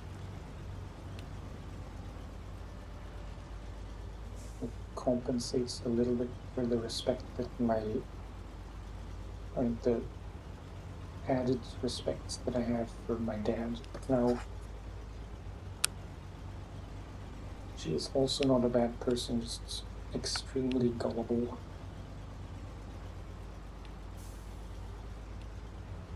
She has been scammed a few times in the past, but always for relatively small amounts of money, like 40 or 50 euro, which is, it's still a bad thing to have happen, but it's nothing like this time. Which makes it even more baffling that now she's refusing to accept it.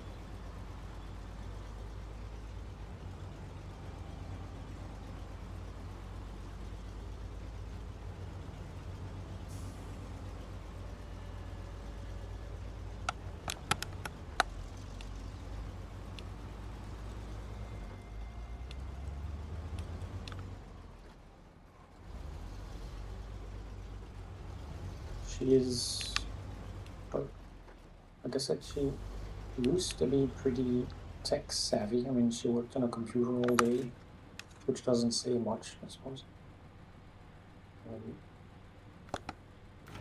But a lot of what I know about computers, at least when I was very young, I learned from her.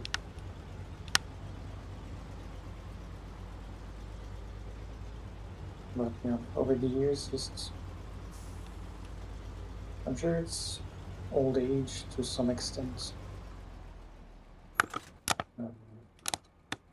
Just lack of awareness of how people can get scammed.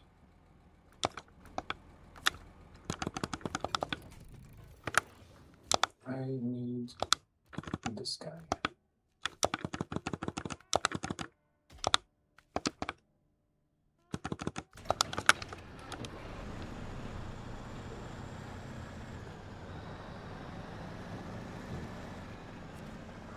I know the 745C is arguably the better choice for this fit. I like this truck more. I have to get used to the turning circle.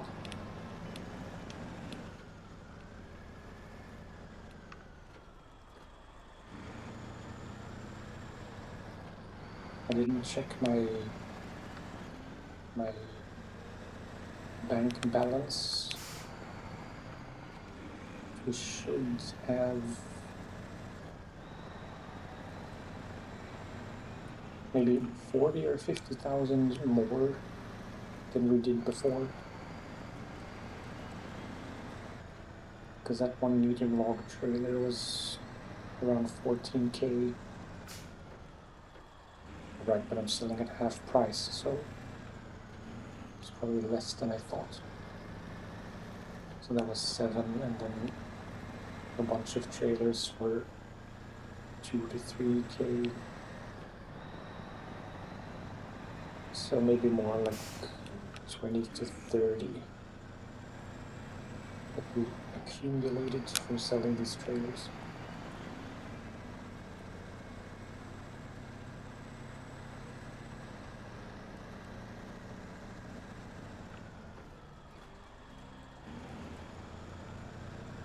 I didn't think this would be such a long stream.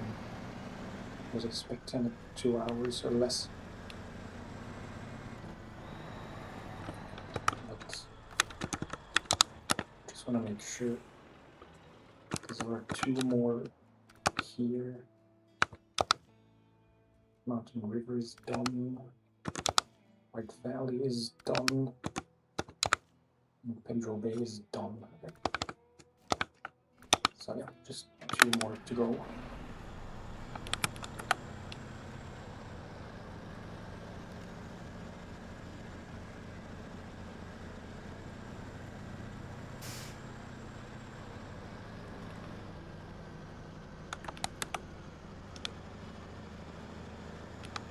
Stick as close to the edge as I can.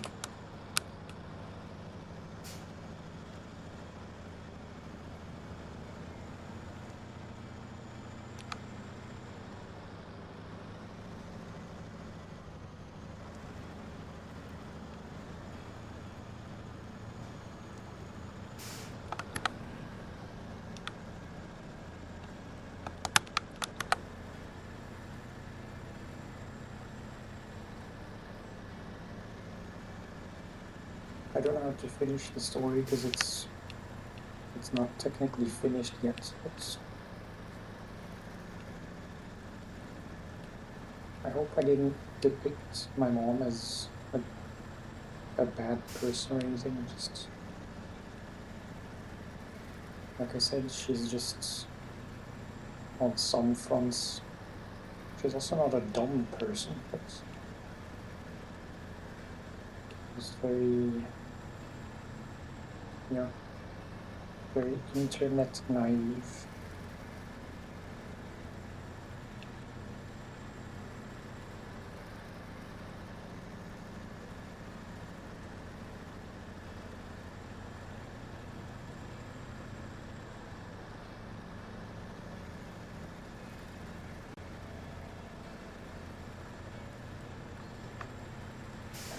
Getting a bit hungry. I suspect that we will be ordering some kind of takeout. It's 4:45, so I don't assume that Mrs. Mush will already want to order now. We're still discovering good takeouts in this new area. It's not that new, look. It's 10 minutes away from where we used to live. 15 minutes tops. So most places which we used to order from in the old place should also deliver to where we live now. But yeah, there are places here which we are testing. Seems like there are generally just fewer options here.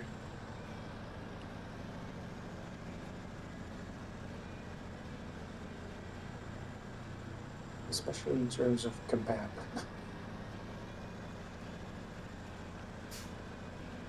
We ordered from one chip shop sometime last week.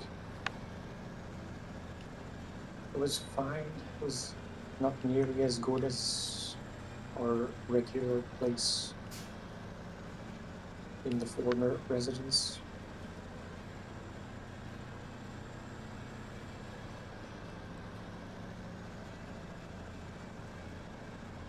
I don't know if they would deliver here, because it's... I think they would. It's easy enough to check, because when you enter the address, they have their own website for ordering. It's not on a platform like Takeaway. But when you order the address, or when you input your address, it should say whether or not they deliver. So we could just check that way.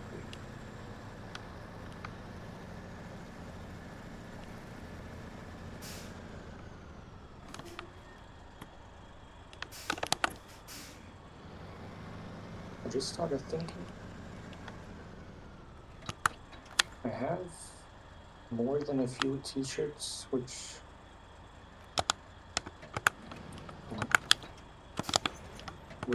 I keep and refuse to throw away because they're pretty sentimental, even though they don't really fit anymore because your boy has gained some weight. I used to be a size M for shirts and for most things. That turned into size L during COVID, and then by now it's XL.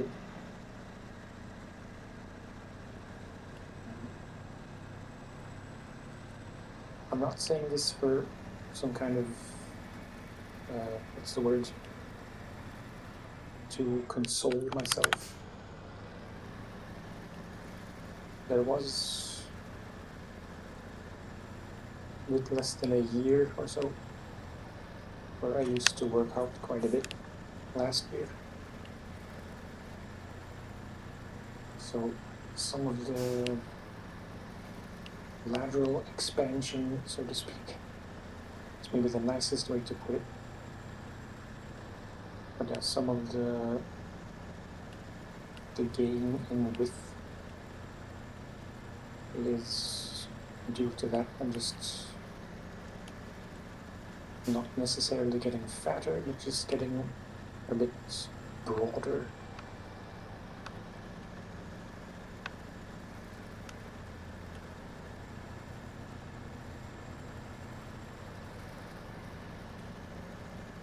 I used to be very skinny though, in my defense. I was always very lanky. And I have thought about this to some extent, but I think that, or I'm sure that I never struggled with weight because I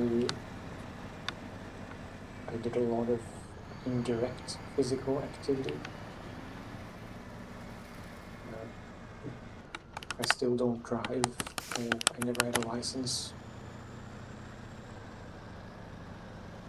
I always used to go to school by bike, like 4 to 5 kilometers, which is not that far. Over the course of 6 years, that does add up. That was secondary school. My primary school was very close to home, but secondary school was 4 to 5 kilometers away, and always by bike.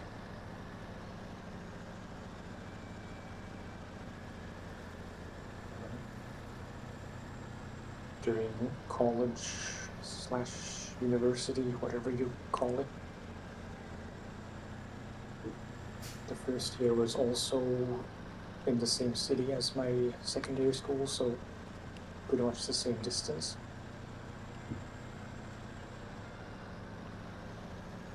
And after that first year, I moved to a new city, to Antwerp, incidentally.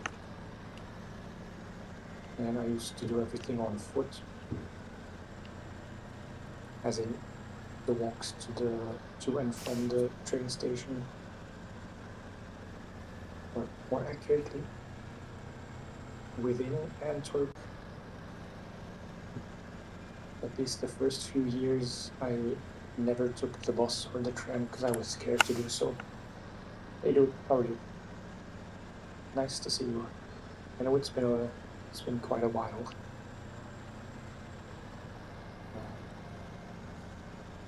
Hope you're well. I did watch your video for the store organization game, but I fell asleep like 20 minutes in or so.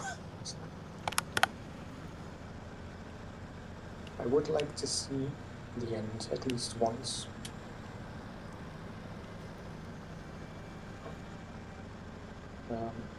Yeah, just to finish the train of thought I was on. I used to just walk all the time because I was too scared to take the bus or the tram. So I exercised more than I thought, even though I wasn't actually exercising, just a lot of walking, often with groceries and a backpack full of clothes and stuff. Like weighted walks. And it was only during COVID that I stopped moving so much because I couldn't. And then when I met Mrs. Mush, because she can drive, I stopped walking even less. Or I started walking even less.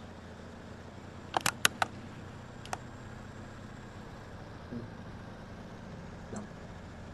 So now if I want to exercise and keep track of my weight, or keep my weight in check, I actually have to exercise, because otherwise I just don't do enough. But yeah, about the game, or about watching ASMR videos in general, it's another small issue, being that the Wi-Fi doesn't reach the bedroom at all, which is rather unfortunate because it means I can't really listen to as much to fall asleep to.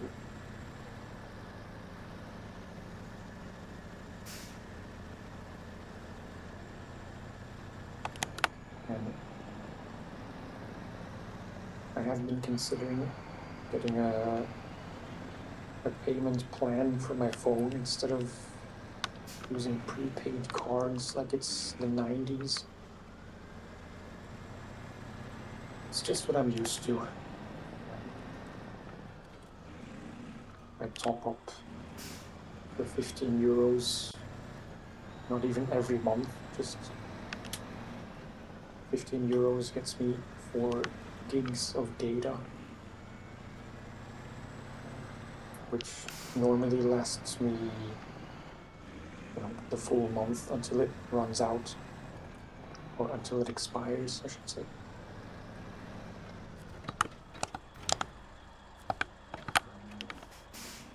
I never call much to begin with, so that's never an issue. In short, 4 gigs used to last me a month easily, but as it turns out, if you turn on a playlist for sleep purposes, it runs out very fast. Yeah, so it's only one trailer left to do. This one. So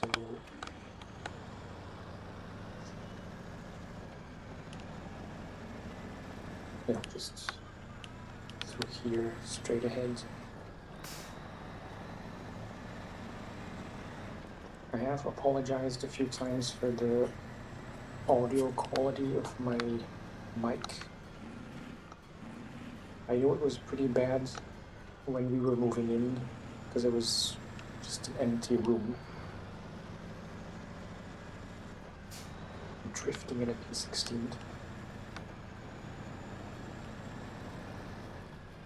But yeah. Now all the furniture that needs to be in here is in here. Except for most of my guitars. What is happening? Yeah, just piano and some more guitars and basses and stuff. Not real furniture. But as it turns out, even now, the room is still very hollow sounding, which is not great.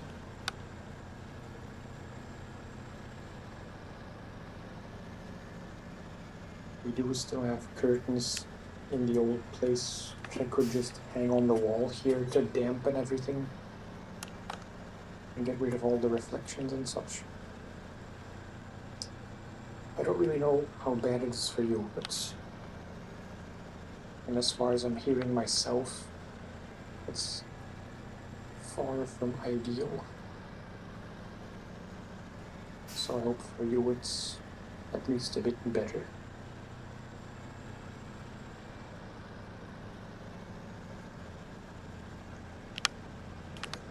I don't think I ever noticed the shovel and the fire extinguisher.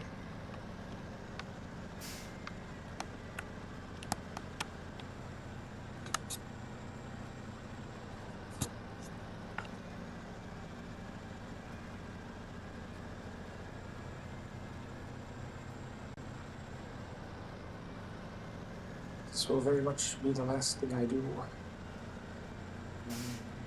It's been almost 3 hours by now, so by the time I'm done, it's probably like 3 hours 15.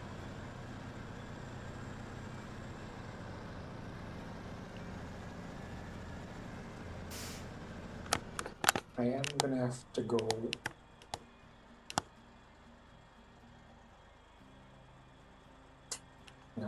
probably from here just back the same way, or maybe turn here and go to the port.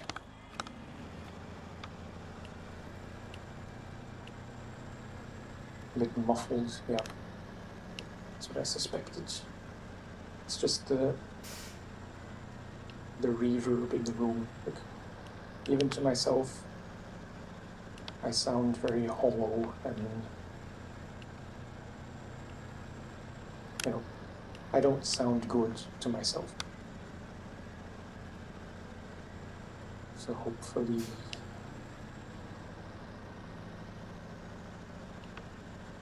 Jonji, quiet.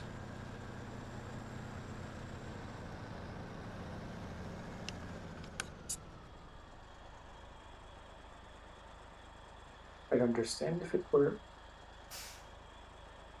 like if the quality wasn't great, but normally the volume should be okay.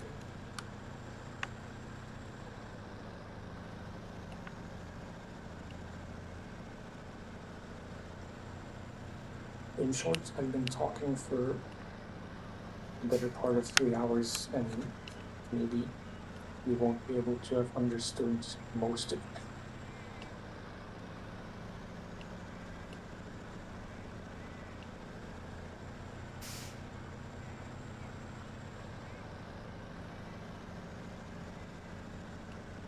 The quiet could be a little bit louder. I turned it up a bit. I think it should be a bit better.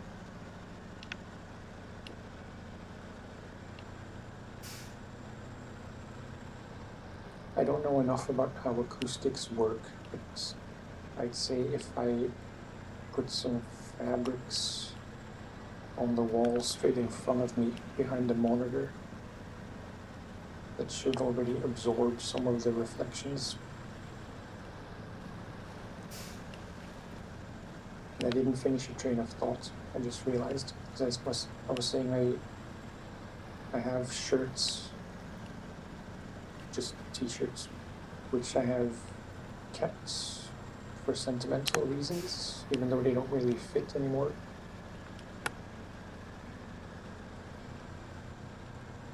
But I guess I could hang those on the wall somehow.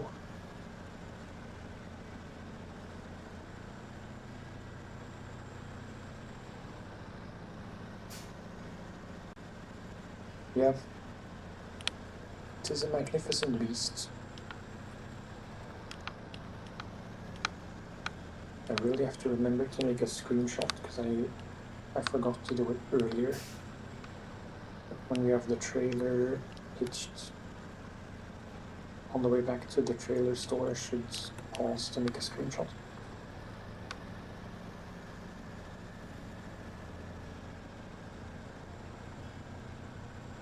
Unless I drastically change my rule of not using US trucks in Russian regions, it'll be the last of any of these trucks you will see for a while.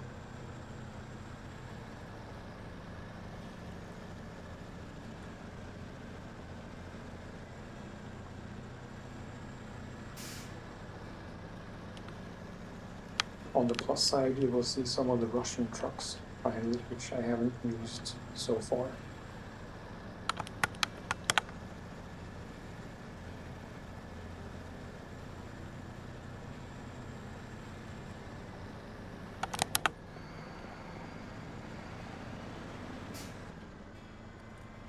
It's a good thing this trailer has some fuel, because I kinda need it. It's just in there.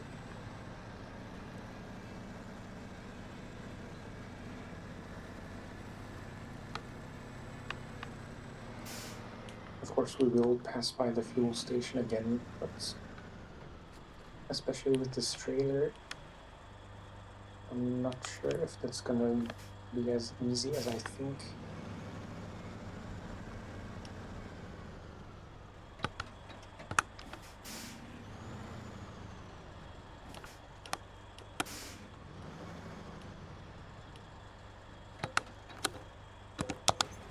Yep. Figure mods, the P16 JBE mod is excellent. Is that a tire mod? I don't think I've heard of that one specifically.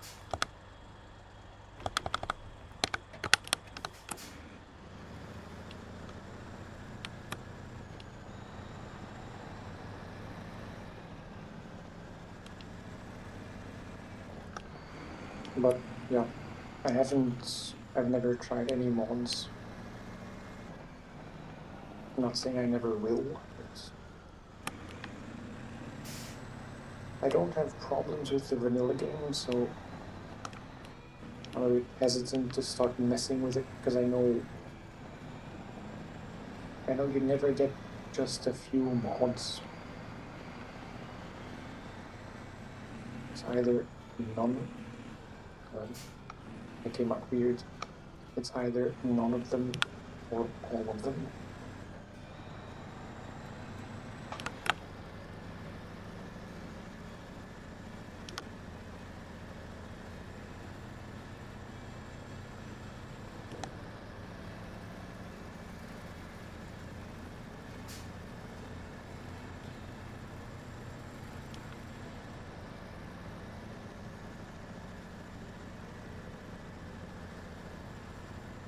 I should take a moment to just appreciate that I am able to stream. Because there wasn't a certainty.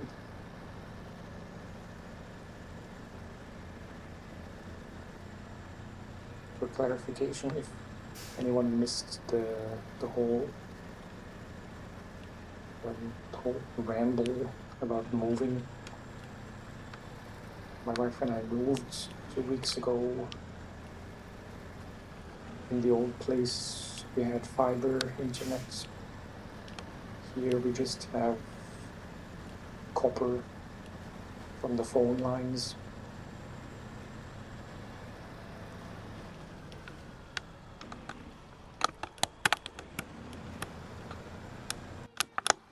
And I have to run a cable all the way from the living room behind me, a long way, to my computer in here. So, just to say, I'm pleased that everything seems to be working for now. I mentioned that I don't, usually I multi-stream to YouTube and Twitch. This one is just YouTube.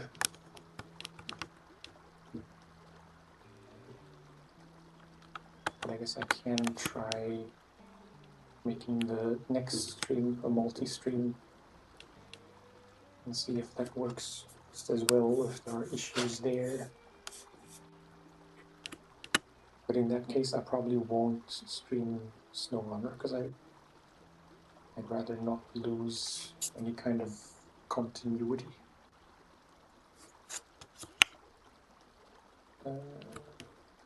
Yeah, I guess maybe change the time of the day.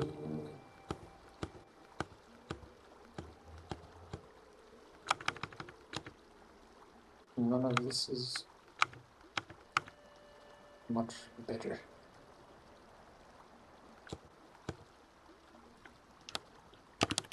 Unless I do from this angle. Like to use vanilla trucks when you can. Yeah, I never had. Wait, it's not entirely true. On PlayStation, I did have the HX, whatever it was, 520 or something. I did have 2 DLC trucks because they were included in the bundle I got.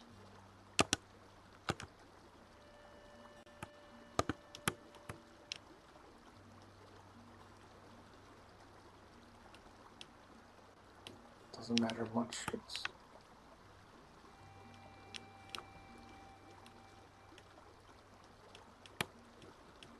something like this.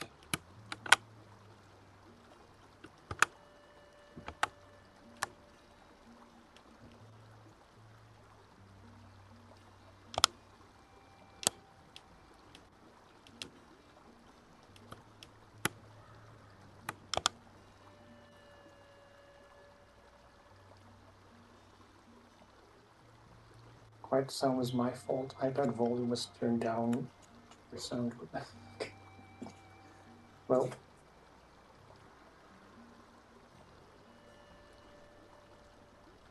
compromise. Now it's pretty much in the middle between where it was before and where I tuned it up to.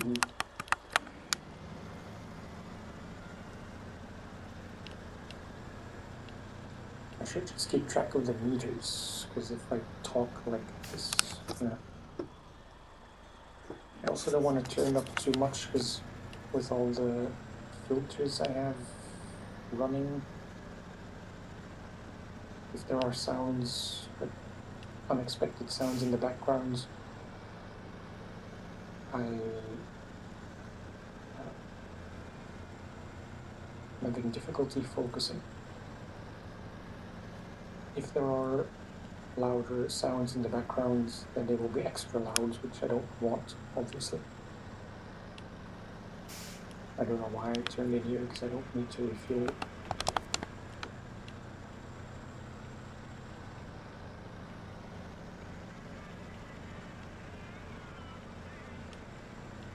Regardless of how loud or quiet I am, I am aware the sound in the room is very terrible, but that will be adjusted as soon as I can, hopefully by next weekend.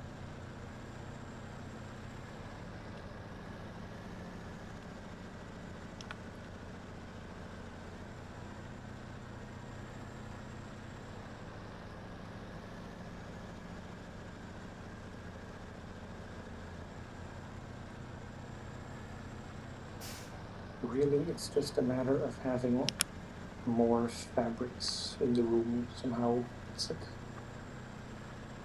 rugs on the wall, curtains, or racks full of clothes. That should all help quite a bit, just to decrease the cavern. What's the word? The cavern-like nature.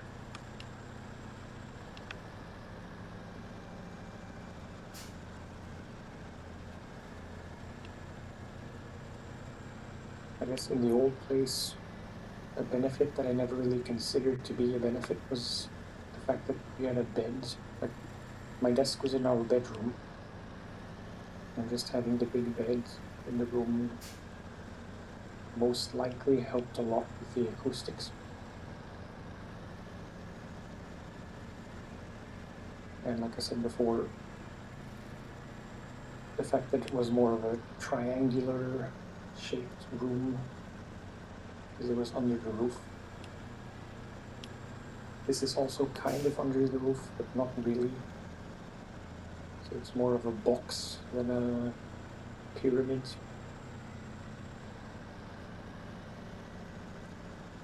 Technical jibber jabber.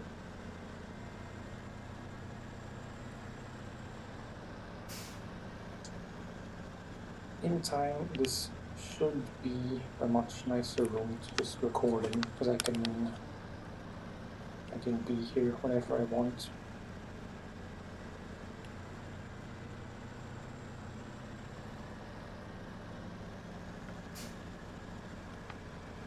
I will still have to sort out the internet situation. I'm very much hoping that an electrician can just either install another Ethernet port or install an Ethernet port in my room.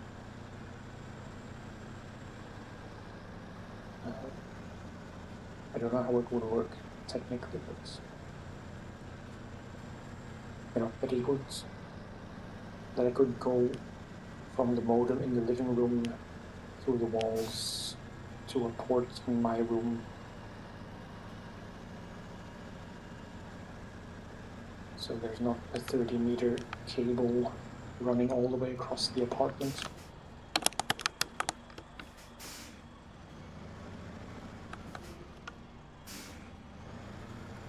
I have to make do for now.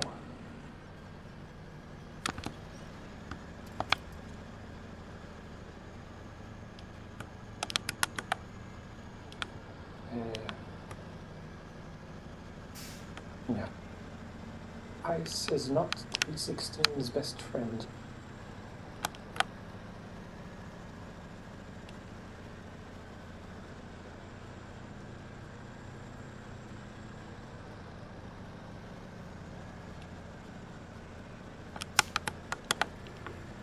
I hope I can get up this small incline. But yeah.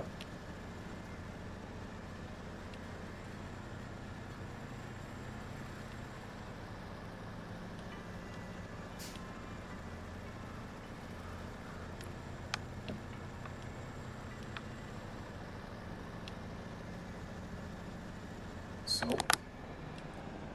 final trailer to sell. The prices here are a bit deceptive because I only get half of that. 50% sell prices.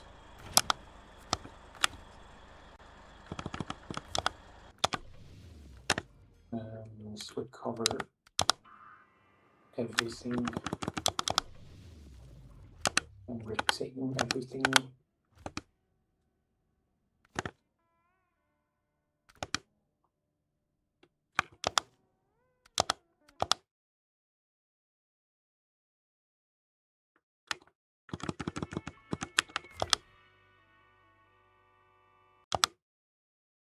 guess that's Alaska officially and unequivocally, is that a word? Unequivocally done.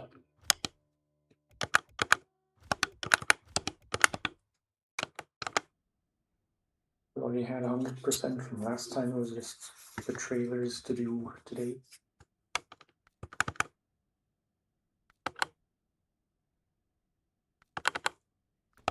So, still various trucks scattered around.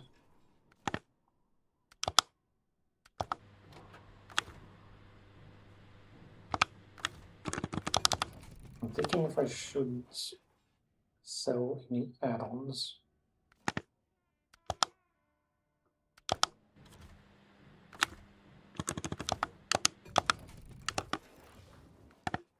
Or even any trucks, which I don't plan on using. What did I think of the region as a whole? I mean, this was my second time playing through it. All in all, it was... I'm probably wrong about this, but it feels like it was much quicker, like much faster progress than Michigan. Because I still have... No. Fleet Star in the A and K. It was nice to be in snow for the first time.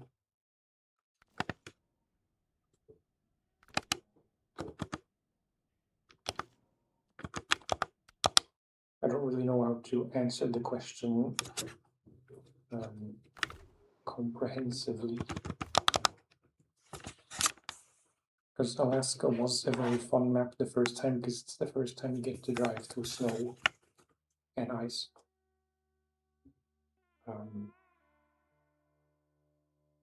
Overall, I think I still prefer Michigan.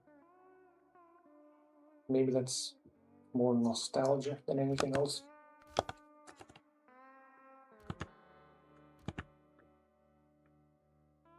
I have 275k. So I think I'm not gonna sell any trucks right now. Mostly because there's not much point. Like I could sell the Hummer because I don't really intend to use it much after this. But I would only get 22-ish K instead of 44. Which is not nothing, but it's also maybe not really worth selling. Same with the Scout.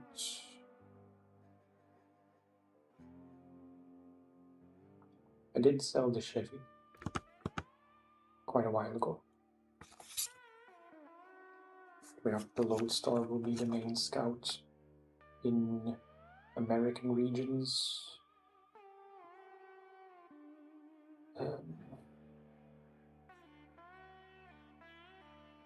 I guess I will have to violate my rule a little bit, because when I start Tamir, I will need to scout. I will need a scout. And I'm not sure if I will get a Russian one right away.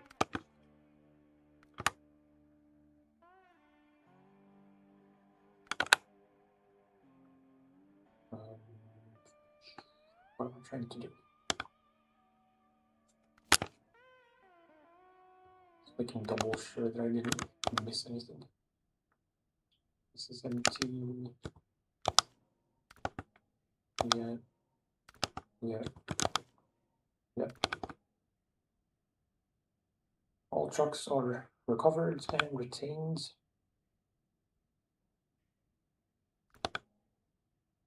So just out of curiosity, I'm not going to start anything in Tamir now, but just want to see what will happen if I travel.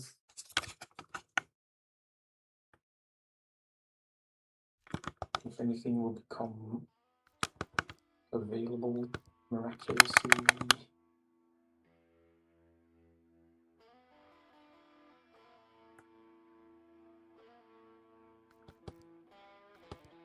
Could buy the loaf. Should I buy the loaf? Or the yar? I know the yar is good. I remember it being very slow. I will get the Tatrin before long. These cons I don't remember specifically. This is just a car.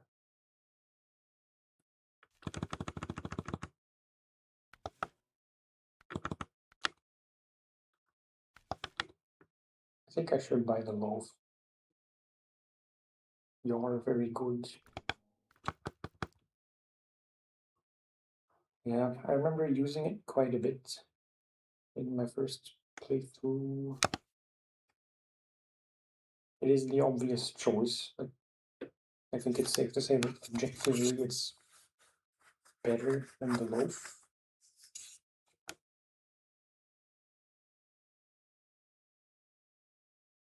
It is the right way around. I really think it's just the fact that the sound is bouncing around the room on all the flat surfaces. That's, I mean, I could talk closer to it, but I don't know if that will help that much.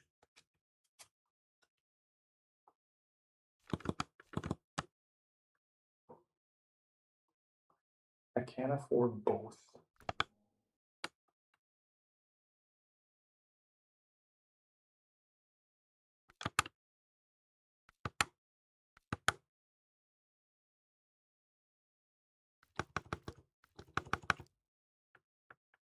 Trying to see which. Okay. Do you not get any trucks at the start of Tenir? I know you can find the taiga in the first map, which I will do. Try to remember which Russian trucks I liked, because sure this one I liked.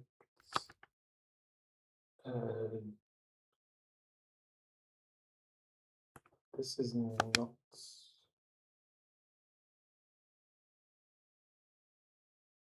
Maybe it was this one. Isn't there a 10-wheel Azov? Probably this one. Yeah, this one I did like a lot.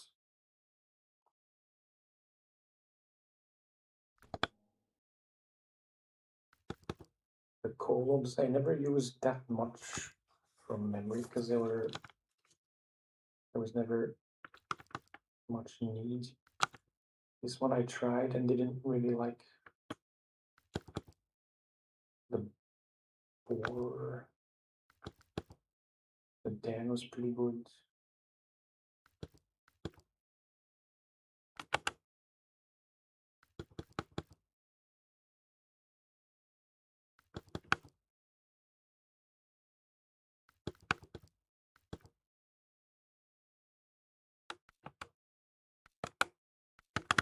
I'm a bit confused because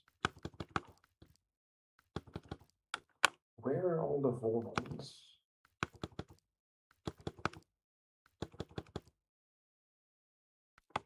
The Voron D and the Grads.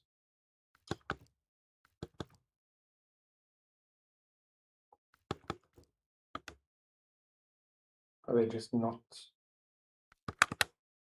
available yet? Or the off-road trucks? Obviously. Yeah, Voron Grad I liked. The D as well, the AE, I think I used the least of the three. This one I know you can find pretty easily.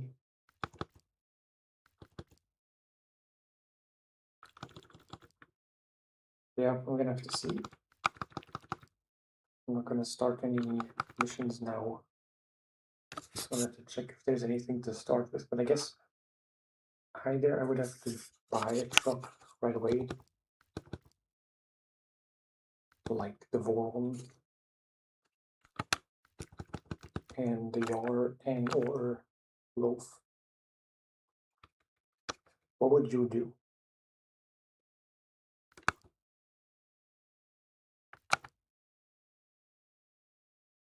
Because the way I see it, the Loaf is much cheaper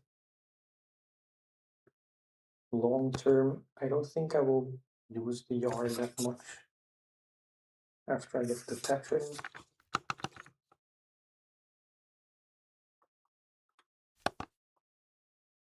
This one I don't really remember. Looks cool. And this one looks weird in a way that I can't really explain.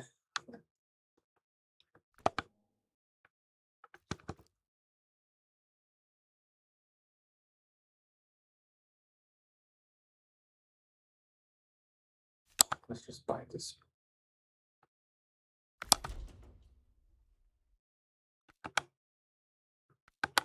And then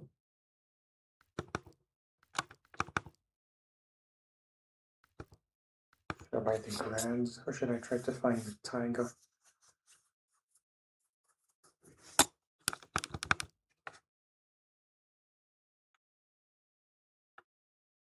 Teon, I don't think that was a very good one. The 6 is pretty good from memory.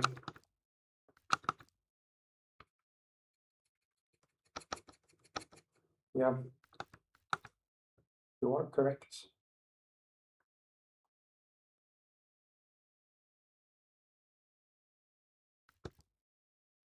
Or should I splurge and just get this ass off because I know I will use it a lot? I don't know, I'm conflicted.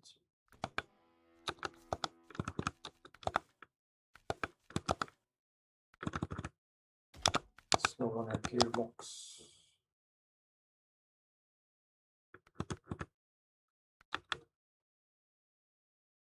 Yeah, crawler suspension.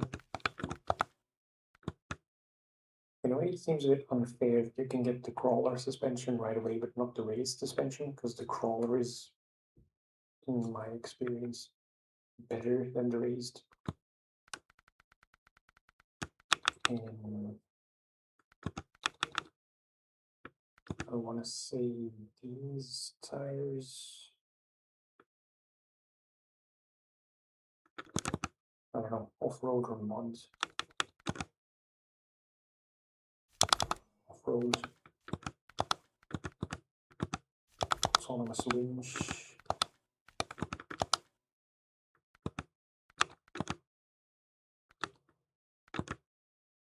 Tall mushroom. And both of these. That's as well equipped as I can make it for now.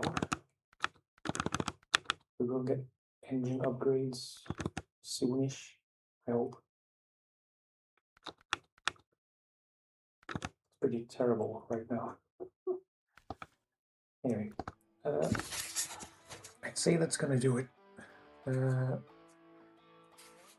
Like I said, next stream, whenever that's gonna be, will likely not be SnowRunner, but either Euro Truck Sim or Mud Runner, most likely.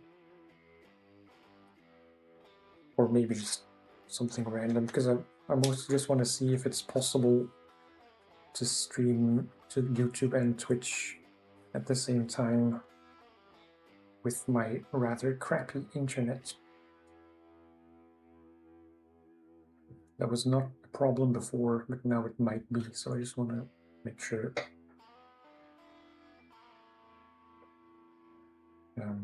Yeah, next SnowRunner stream should be next weekend. Wait, let me check my calendar.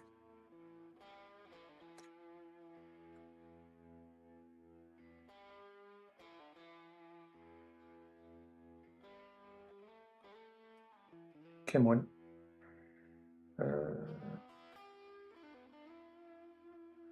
Yeah, next weekend we will have to do a lot of work just to get the final, or to get the rest of our stuff moved. And maybe start cleaning the old place. So yeah, I think for the next few weeks, as much as I would like to already say that I will stream next weekend, there are too many variables, and I'd feel bad if I say now that I will stream and then I can't when the time comes. So, you know, I'll do my best to stream for, you know, can't talk and I need a drink.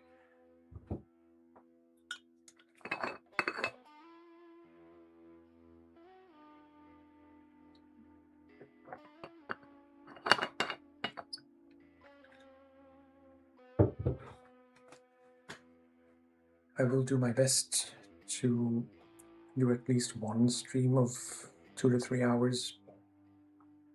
I guess in the evenings that should be doable, but yeah. I'll try to announce closer to next weekend if I can stream at all. Very long-winded explanation for a very simple message, but that's how my brain operates. Wait, I didn't check the colors. It's like the most important thing.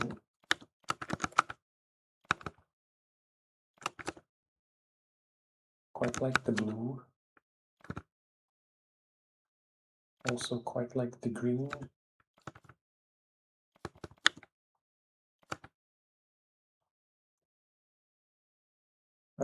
When I think of this truck, I think of this blue, so let's just leave it. But yeah, that's gonna do it for now. Thank you for hanging. It was a bit, not to say awkward, but it took some getting used to, just to talk all the time. I hope it wasn't too bad to listen to acoustically. Thank you for hanging, thanks for chatting, for watching. Also, if you're watching this after the fact. Who knows how long it will take now to upload anything to YouTube with my poor internet. But yeah, I'm rambling. Thank you. I'll talk to you next time. Bye-bye.